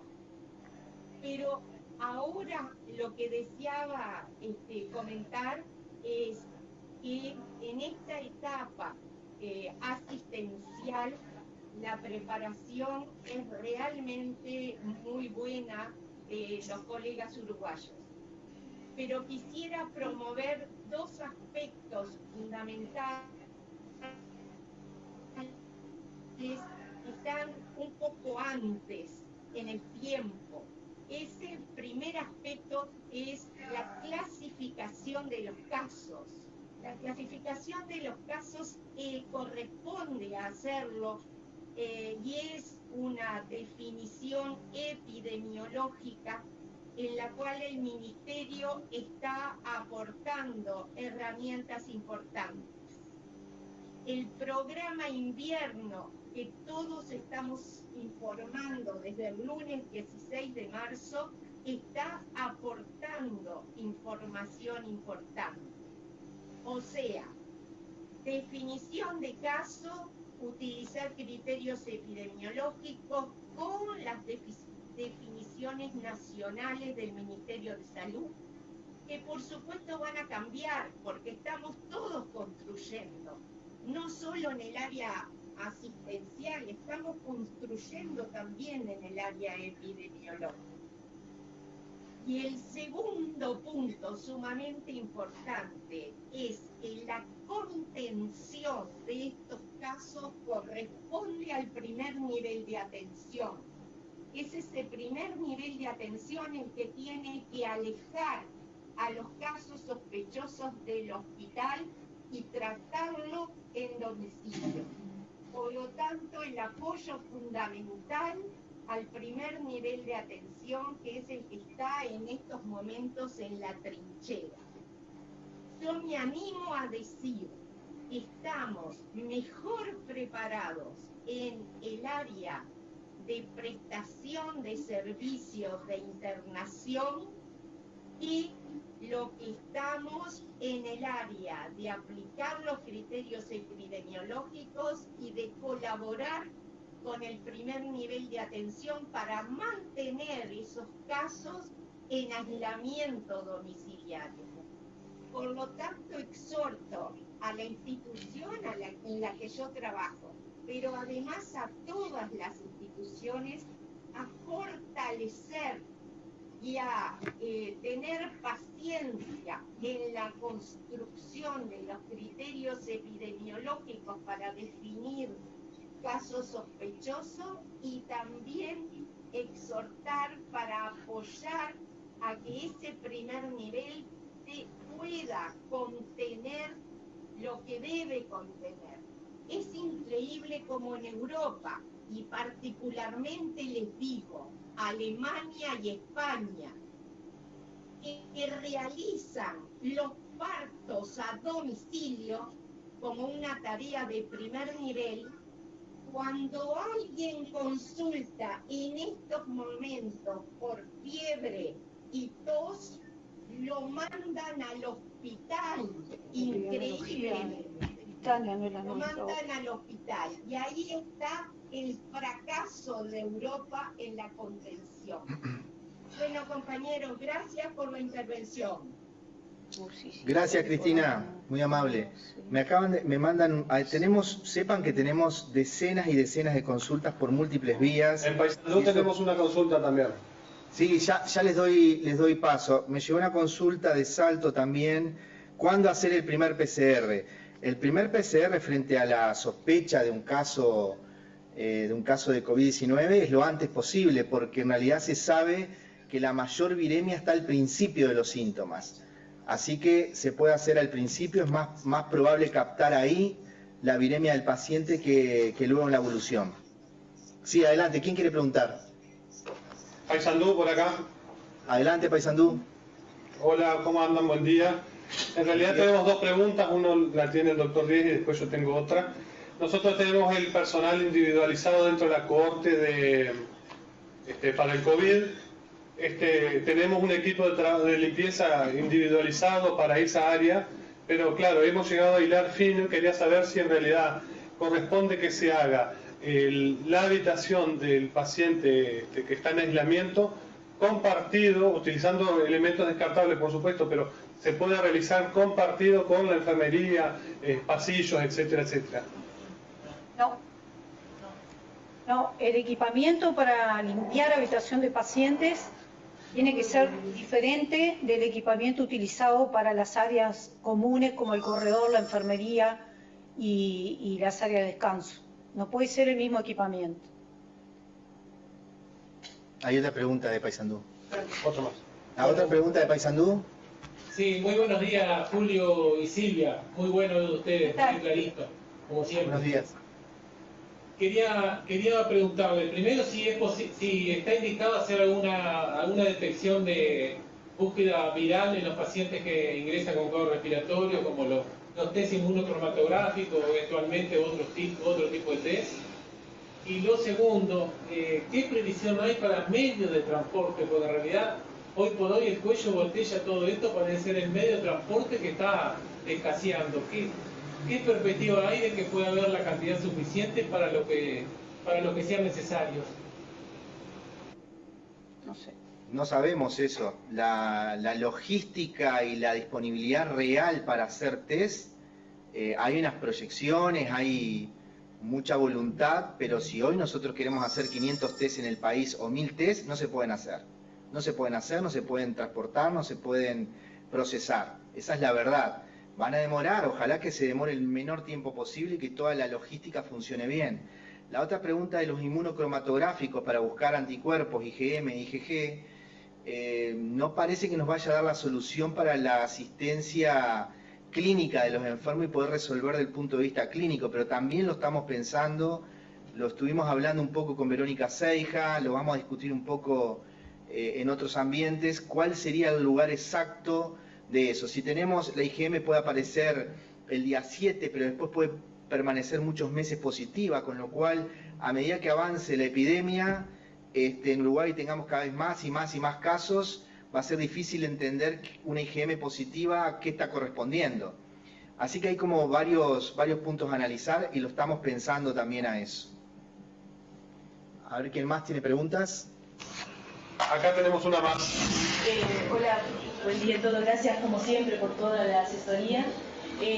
Nosotros tenemos claro eso del aislamiento, sí, de retirar todo el EPP cuando sale en la internación de cohorte, ya sea de cuidados generales como crítico. Pero en los talleres nos han preguntado, si qué pasa si el paciente pita la bomba y tengo que volver a entrar. ¿No puedo dejar una túnica para volver a entrar? ¿Puedo dejar una colgada solamente para entrar en esa circunstancia? Bueno, pediría su opinión. Bueno, mi opinión es que tenés que cambiarla en cada paciente. Y en cada entrada tenés que ponerte una nueva, porque cuando tú te la retirás, luego para no contaminarte vas a tener que arrollarla y el reuso no es lo correcto. Estamos hablando de un virus epidémico, pandémico, que no tenemos defensas para él. Yo no te voy a decir como válido esas prácticas, capaz que las terminamos haciendo, pero me parece que lo que ustedes tienen que hacer es planificar el trabajo. No pueden entrar 20 veces a la habitación de un paciente. Una de las cosas que leían en los chats en España y que comparten los enfermeros, a los cuales tengo comunicación con muchos de ellos, es que se están pasando tips de cómo hacer para no entrar a cada rato a la habitación, como por ejemplo duplicar el material de infusión, etcétera, etcétera. Entonces, creo que nosotros tenemos que poner de nosotros para organizar nuestro trabajo, para entrar menos. Planifiquemos antes de entrar a la habitación todo lo que va a requerir ese paciente y tratemos de concentrarlo y tratemos de que nos coincidan los horarios, y yo creo que en eso depende de cada uno de nosotros cuánta pila le pongamos a esto para tratar de que no solo el equipamiento sea la solución, sino lo que nosotros hacemos para que ese equipamiento nos rinda. Si no, si entramos a cada rato porque somos desorganizados, porque nos olvidamos la jeringa, porque el suero termina en media hora y voy a dejar media hora para venir de nuevo para cambiar ese suero, tenemos que organizarnos. Si ustedes son capaces de organizarse para las entradas a la habitación, limitarlas, va a ser mejor el uso del equipamiento que se pueda lograr. Acá hay una pregunta de Rosina. Silvia, una más, por favor. Con relación... Ya está, se llevaron 4 preguntas. Hay una pregunta de Rosina. Tenemos igual el WhatsApp de Cosemi y me preguntan todo lo que quieran por ahí. Hay una pregunta de Rosina con respecto a la ropa personal, el uniforme. Con respecto al uniforme de los que atienden pacientes con COVID, el lavado tiene que ser hospitalario. Si no hay posibilidad de darle respuesta al lavado hospitalario, vamos a entrar en un problema porque ustedes van a pedir descartable y ahí vamos a tener otro problema, y es que no hay, ¿sí? No va a haber. O vamos a incrementar los gastos mucho más que lavando la prenda. Pero en mi opinión, los uniformes, cuando uno atiende a un paciente con coronavirus, tienen que hacerse el lavado se tiene que hacer en el hospital y se tiene que hacer a diario. ¿Alguna otra pregunta? Paysandú tenía preguntas, pero se están copando todas las preguntas, ya perdieron. No, una más, un changüín. No, les vamos a pasar factura a ustedes. Colonia quiere preguntar también. Bueno, un segundo, una. No, escuchen, vamos a darle a los otros compañeros y guárdense en la pregunta a los colegas de Paysandú, que si no tenemos tiempo después la hacen por privado, no pasa nada. Pero vamos a darle lugar a Colonia. Buenas tardes para todos. Estamos acá. Yo lo que quería hacer teníamos 3 preguntas cortitas. Una sugerencia con respecto al manejo de los pacientes en cuidados moderados, en sala de medicina, por ejemplo. ¿Qué sugieren ustedes? Nosotros hacemos un plan de visita y contravisita. ¿Eso cómo lo estaban manejando? ¿Cómo lo pensaban? ¿En hacer solamente una visita médica por día y quedar como con una similguardia, o entrar 2 veces en cada enfermo? ¿Qué pregunta? Sí, todo depende del estado del paciente, ¿no? Por supuesto, no, pero en pacientes estables o relativamente estables. No sé si ustedes tenían alguna sugerencia para eso. Bien, que eso te lo va a contestar Julio. Yo simplemente te voy a decir cómo lo resolvimos nosotros.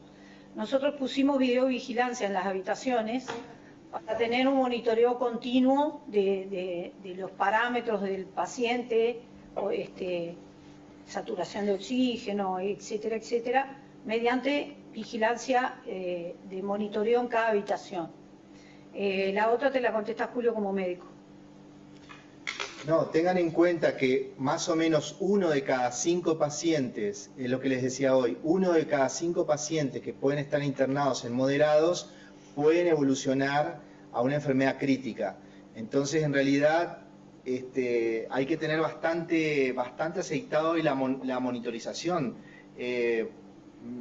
Hay que tener mucho control de la saturación, de la frecuencia respiratoria, de todos los elementos de progresión de la enfermedad. Porque no es como el moderado que uno habitualmente tiene internado, que si ustedes piensen en sus cabezas, cada 10 pacientes que tienen el moderado, ¿cuántos terminan pasando terapia intensiva? No creo que sean 2 de 10 habitualmente. Entonces creo que esto es otro escenario, hay que tener mucho control clínico y paraclínico de esos enfermos, y bueno, la decisión es de ustedes, pero a mayor monitoreo paraclínico y clínico, y cuanto mejor enfermería tengan y mejor control, ustedes pueden como médicos no entrar, pero el personal de enfermería va a tener que entrar varias veces al día a monitorizar a esos enfermos, a tener la saturación, la frecuencia cardíaca, la frecuencia respiratoria, todo lo que hablábamos hoy, ¿no? No es fácil tomar esa decisión. Creo que hay que estar más cerca de lo que habitualmente uno está en la sala de moderados. Bien. Y otra pregunta cortita que va un poco enganchada con lo mismo. En lo que es la telemedicina para lo que vendría a ser la internación domiciliaria, nosotros habíamos como pensado en tal vez tener como una videollamada de WhatsApp, mientras que aceitemos una forma un poco más, no sé, como más estandarizada de armarlo. ¿Eso sería también una opción de plan también para ir siguiendo a los enfermos por lo menos en los primeros días?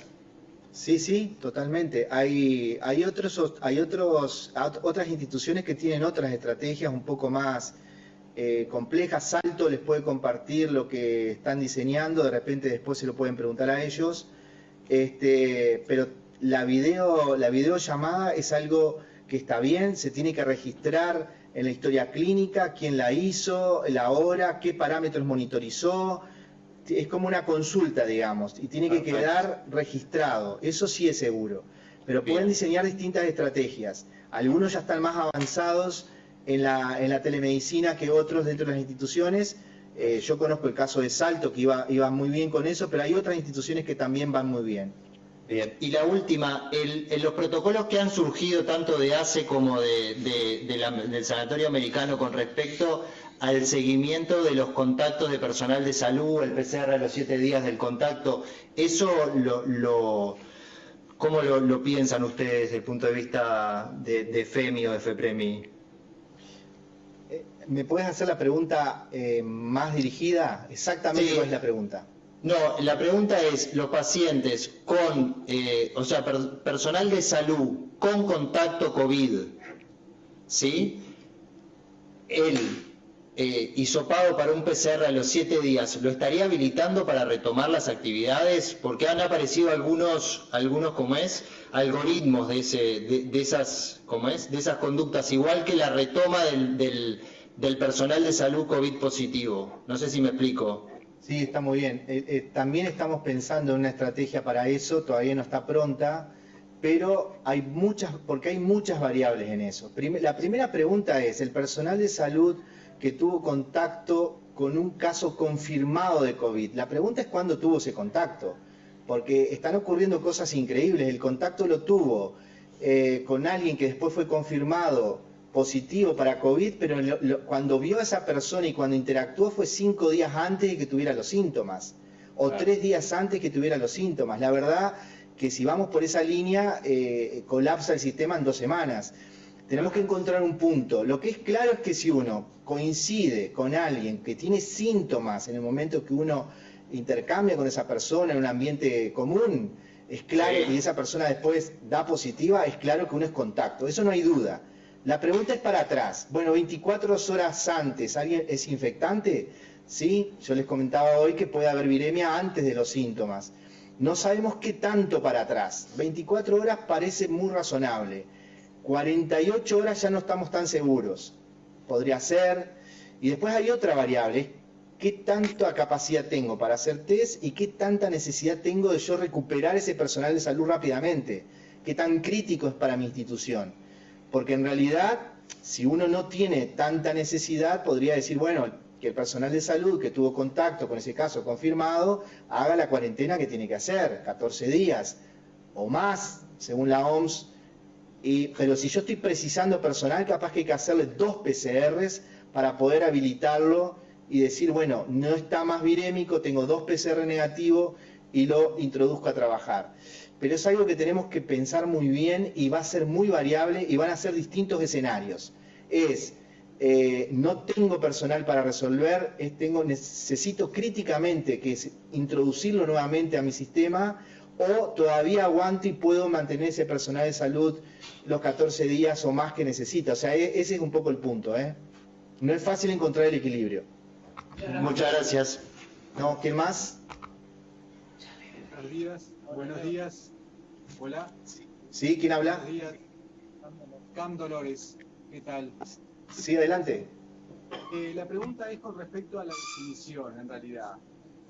de casos sospechosos, si eso cambió o no, porque en principio el ministro dijo hace 48 horas que lo que se había filtrado debe ser un borrador, pero que seguían siendo la definición anterior. Nosotros ayer llamamos por un caso de un contacto con una persona positiva, ¿tá? Y nos dijeron que no lo íbamos a hisopar, que lo consideraban positivo al caso acá, y bueno, que ellos se estaban manejando por ese borrador que en realidad se había filtrado. ¿Eso cómo está hoy en día? Nosotros sabemos lo mismo que saben ustedes, o sea, no tenemos todavía la información. Lo que sé es que hoy iban a haber novedades probablemente y que hoy iba a haber una comunicación formal desde el Ministerio de cómo va a ser la estrategia a seguir. Recuerden una cosa, que esto es muy importante y lo repetimos muchas veces con Silvia. Una cosa es la definición de caso epidemiológica que da el Ministerio para vigilancia epidemiológica y otra cosa es la definición clínica que el médico clínico tiene y que lo autoriza a pedir un test si lo quiere hacer. O sea, son cosas diferentes. Una cosa es la vigilancia epidemiológica con una definición de caso y otra cosa es lo que el clínico cuando se enfrenta dice, esto para mí puede ser un COVID. Ahora, no entra dentro de la definición de caso epidemiológica del Ministerio, pero yo tengo capacidad para hacer test, lo voy a hacer. Son cosas diferentes y hay que encontrar. A mayor disponibilidad de test, esto va a ser más fácil de manejar, digamos, pero la verdad que todavía hoy no tenemos esa disponibilidad masiva. Perfecto, gracias. No, por nada. ¿Quién más?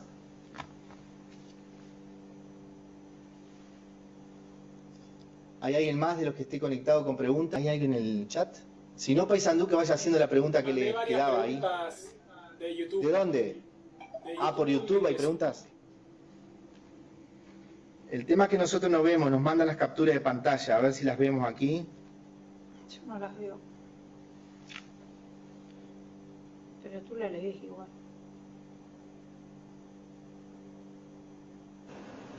Paisandú pregunta.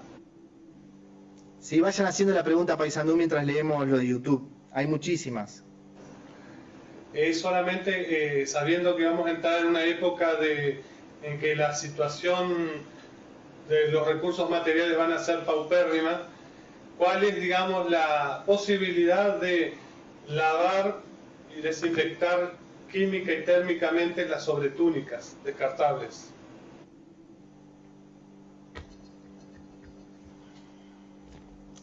Si yo las tuviera que reutilizar, lo haría solamente si me proporcionan un delantal de nylon con mangas para ponerle encima.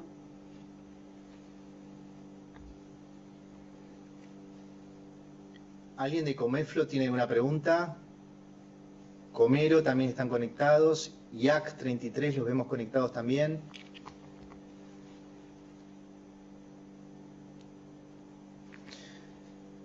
Aquí hay una pregunta por el canal de YouTube, hay muchísimas, voy a empezar a leer algunas. Perdón, no me quedó claro en el chat de COSEMI respecto a reutilizar equipo de protección personal básico que pusiste, Silvia, ponen aquí. ¿Cómo? La reutilización. No, yo no hablé de reutilización, hablé de uso extendido. Tanto el básico como el de N95, lo que se puede hacer es un uso extendido. Expliqué que si tienen que ver en la cohorte varios pacientes simultáneos, ven uno, se colocan todo el equipamiento, salen de la habitación sacándose solo bata y guantes, se higienizan las manos, se ponen nueva bata y guante y siguen hasta el final. Máscara o N95 o protección facial o gafas solamente se lo retirarían al final de toda la ronda. No hablé de reutilización. Había una pregunta acá sobre el reemplazamiento de gafas y de protecciones faciales. Yo creo que la clave es, según el nivel de suciedad, si uno las mira y no están sucias, con una descontaminación, con un desinfectante en spray como alcohol está bien, sobre las superficies. Ahora, si uno las ve que están salpicadas, ahí tenemos que hacer el procedimiento de lavado con agua y jabón y la desinfección con el desinfectante que puedan.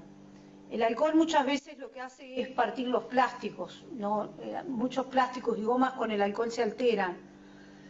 También el clorado puede funcionar, pero hay que enjuagarlo muy bien porque puede dar irritación por los vapores. O sea que si ustedes van a utilizar el clorado como un desinfectante para las protecciones faciales o las gafas, tienen que hacer un buen enjuague para evitar que pueda quedar restos del producto que puedan irritar los ojos del trabajador.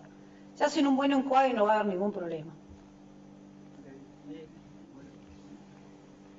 Hola, ¿qué tal? Sí, adelante. De CAMS, adelante. Una preguntita con respecto a una paciente que tuvimos aquí en contacto, que había estado en contacto con un caso sospechoso y que trabaja en un hogar de ancianos, con un primer test que fue negativo a los 4 días del comienzo de los síntomas. ¿Qué tenemos que hacer con esa paciente? ¿Qué conducta? A ver si entendí bien la secuencia. La paciente es la que trabaja en un hogar de ancianos y ella tuvo contacto con alguien, pero que sospechoso, pero que no se confirmó. Exactamente. ¿Me repitieron? ¿Y qué síntomas tenía la paciente? Fiebre, tos seca, crisis broncoobstructiva. Sí, y le hicieron un PCR para SARS-CoV-2 y les dio negativo por un hisopado nasofaringio. Sí, exactamente. Sí. Es difícil. ¿Y buscaron otros virus o alguna otra etiología o no buscaron otra cosa? ¿Cómo está la señora? Se buscó influenza, que fue negativo, y antígeno neumo, que fue negativo. ¿Y la paciente está bien? ¿No hizo neumonía? No. ¿Y mejoró clínicamente esos síntomas? Tos seca, pero Quedó con la tos seca. persiste con tos. Es difícil, ¿eh? Sí. Yo lo hubiera repetido el test. Sí, en un hogar de ancianos, la verdad. Sí, lo que pasa, idealmente uno tiene que repetir el test ahí, si no pudo demostrar otra etiología. ¿En cuánto tiempo? No, lo puedes repetir lo antes posible, a las 24 horas, 48 horas. Le cae la viremia. Porque después la viremia va cayendo. Por eso se repite lo antes que puedan. No está fácil porque no hay disponibilidad de test, ese es el problema. Lo que pasa es que cualquier persona con síntomas respiratorios, que trabaja en un lugar de ancianos tampoco puede ir a trabajar ni puede reintroducirse a su trabajo mientras tenga síntomas, ¿no? Eso también es una realidad. Lo que pasa es que la gente antes no tenía mucho miedo y apenas dejaba de hacer fiebre ya se ponía a trabajar de nuevo. Eso también va a haber que cambiar un poco eso, ¿no?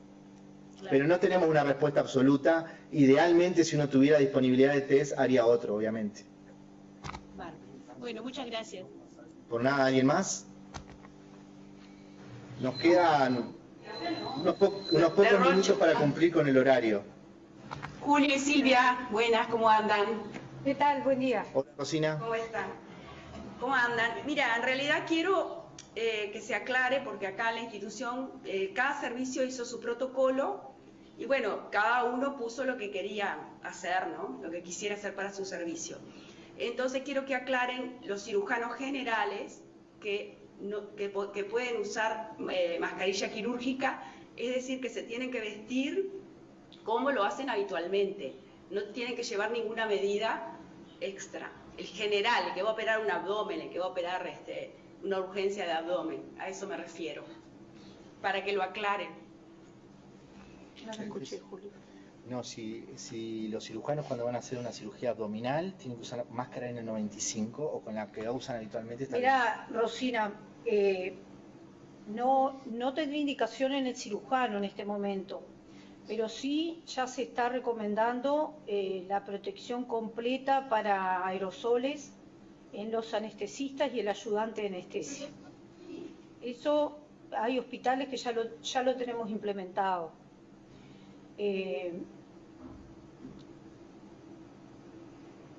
Sí, tenemos acá una pregunta en la sala. Está, perfecto, o sea que el cirujano tendría que vestirse como lo hace habitualmente. Con su máscara quirúrgica.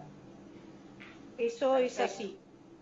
Gracias. ¿Por qué? Porque el cirujano generalmente no está contemplado como que tenga riesgo de aerosoles porque el paciente va a estar intubado y va a estar ya con los filtros. El problema es en el momento de la intubación. En ese momento es el de riesgo, por eso se pide ahora que en el momento de la intubación estén en la sala solo el anestesista y la ayudante anestesia, y que se protejan los dos para todos los pacientes que entran al quirófano, es lo que está practicando casi todo el mundo. Muchas gracias. Pues nada, hay una situación particular que la estamos a evaluar, que es las cirugías nasales, las endoscopías nasales, la exposición de los otorrinos. Eso es un poco más complejo porque si el paciente puede estar asintomático y tener algún tipo de transmisión, obviamente, las cirugías nasales y sobre todo las endoscopías es un tema que estamos Claro, pensando pero bien. ahí la exposición es del cirujano, Por en eso. el abdomen no. No, por eso digo que estoy hablando de otro escenario. Estoy Claro. hablando que hay cirujanos que no son solo de abdomen. Esa situación particular creo que hay que pensarla muy bien. Los colegas ya sé que están tratando de suspender sus cirugías que no son de urgencia, obviamente, y estamos viendo cuál sería la estrategia de las cirugías en ese momento. Sí, adelante. Bueno, la pregunta viene, para no dejar escapar esta idea, del uso, digamos, y consensual en toda la República para la intubación, en cualquiera de los escenarios, pero sobre todo el anestesista y el ayudante de anestesia, si haciendo, digamos, mirando el tema de que los recursos de protección son finitos y nos tenemos que cuidar mucho, consensuar este concepto de que en este momento, para toda cirugía en la cual el personal esté expuesto a aerosoles, tenemos que usar el equipo de EPP completo, ¿sí? Pero eso es en la intubación, ¿eh? Por eso se pide que no estén adentro en la intubación. Entonces, ¿sí? Que ese procedimiento se haga solas, el anestesista con su ayudante, que los dos tengan el equipamiento y después se ingrese. En pacientes que no son sospechosos. En todos lo estamos haciendo. Exacto. Y la segunda pregunta es si de no hacer eso y nos viene un paciente de COVID positivo que desconocemos qué es, si la carga viral a la cual nosotros nos podemos llegar a exponer puede empeorar la evolución de la enfermedad que eventualmente usemos y nos contagiamos sin tener los recaudos. Ni idea. Esa es la pregunta de... la del millón. La carga, bueno, la pregunta del millón. No sabemos, no se sabe. No se sabe el tema de la carga viral. Lo que puedo decir lo que hemos comentado con Julio, ¿no? Uno de los médicos jóvenes que murió en China de 29 años atendió a 300 pacientes por día, ¿no? Eso es simplemente un comentario. Hay otra pregunta acá y me lo hizo más de una persona, así que lo voy a aclarar de nuevo.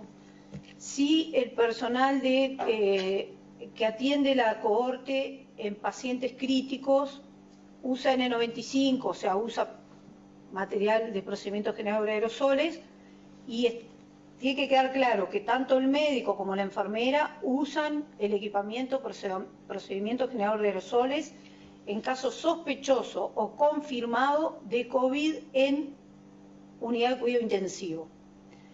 Por ahora no se usa masivamente en los demás pacientes de unidad de cuidado intensivo. Ahora, si la prevalencia de la enfermedad en el país aumenta mucho y empiezan a bombardearnos con casos de coronavirus en las unidades de cuidado intensivo, fuera de lo que puede ser la organización de las cohortes, que va a ser la realidad de mucha gente que no tiene cohorte, va a haber que usar, siempre que hay que usar protección, va a haber que usar la de procedimiento general de aerosoles, sin duda. Pero no ahora, no hoy, cuando empecemos a tener ingresos por la enfermedad en las UCI polivalentes, en las UCI que no son exclusivas de COVID, me refiero a eso. No sé si quedó claro. ¿Vos lo entendiste, Julio? Sí. Si tú lo entendiste, lo entendieron todos. Están preguntando, Silvi, están preguntando, ya estamos con el tiempo, así que vamos a... Muchas preguntas las pueden mandar si quieren a nuestros correos, que los podemos pasar luego, las pueden hacer las preguntas y los vamos contestando a medida que podamos ir viéndolos. Nosotros, pregunta Nancy Piñeiro de San José, vamos a hacer esta última pregunta. Si nosotros podemos disponer de 2 cohortes para cuidados moderados, una para ingreso a medicina de pacientes no vinculados a COVID y un piso con 20 camas para sospechosos y confirmados de COVID. Y ahí tienen que dividir en 2. Claro, los pacientes que esperan resultados de PCR, si finalmente son negativos, ¿pueden trasladarse a la primera corte? Si se trabajó bien y si realmente el personal de la cohorte de confirmados es distinto que el de la cohorte de sospechosos. O sea, que ustedes tengan un área física para sospechosos y confirmados juntas no quiere decir que los tengan que tratar como iguales. Ustedes pueden tener prácticas separadas de que el sospechoso se trata con un equipo de personal y separación funcional, y el otro sector que tienen lo tratan como confirmados con personal dedicado a los confirmados. Eso es lo que tienen que hacer, porque si no, va a llegar un momento que si no tienen una aplicación correcta de la definición de sospechoso, empiezan a englobar esa cohorte y se les desborda y se quedan sin cohorte. ¿Por qué? Porque la llenaron de casos que no aplicaba la definición. Por eso yo hoy en la charla insistía tanto que el que decide un ingreso ahora tiene que tomarse un tiempo en evaluar bien si lo que va a mandar como sospechoso es un sospechoso o no tiene nada que ver. Porque lo que estamos viendo estos días es que hay tanto pánico que cualquier cosa es COVID. Entonces, ahora que recién empezamos, cualquier cosa es COVID y entran 10 por día y no son, imagínense cuando realmente haya una circulación mucho más intensa, que no va a haber cama que aguante si no hacemos una clasificación adecuada. Esto le puede competir al departamento de emergencia o le puede competir a alguien que la institución designe para estudiar los pacientes y decidir si pueden ingresar o no a la cohorte. Eso es vital. Hemos terminado con el tiempo, ya estamos pasados unos minutos. Vamos a dejar por aquí las preguntas que tengan, las pueden enviar por los canales que ya saben, las pueden hacer por correo, a nuestros correos, o los que son de CIH lo pueden hacer de CIH. Cuando hagan la pregunta, la formulen bien para que podamos entender exactamente lo que nos están preguntando, porque no puede, la repregunta después es complicado, y ahí lo vamos evacuando, ¿sí? Muchas gracias a todos.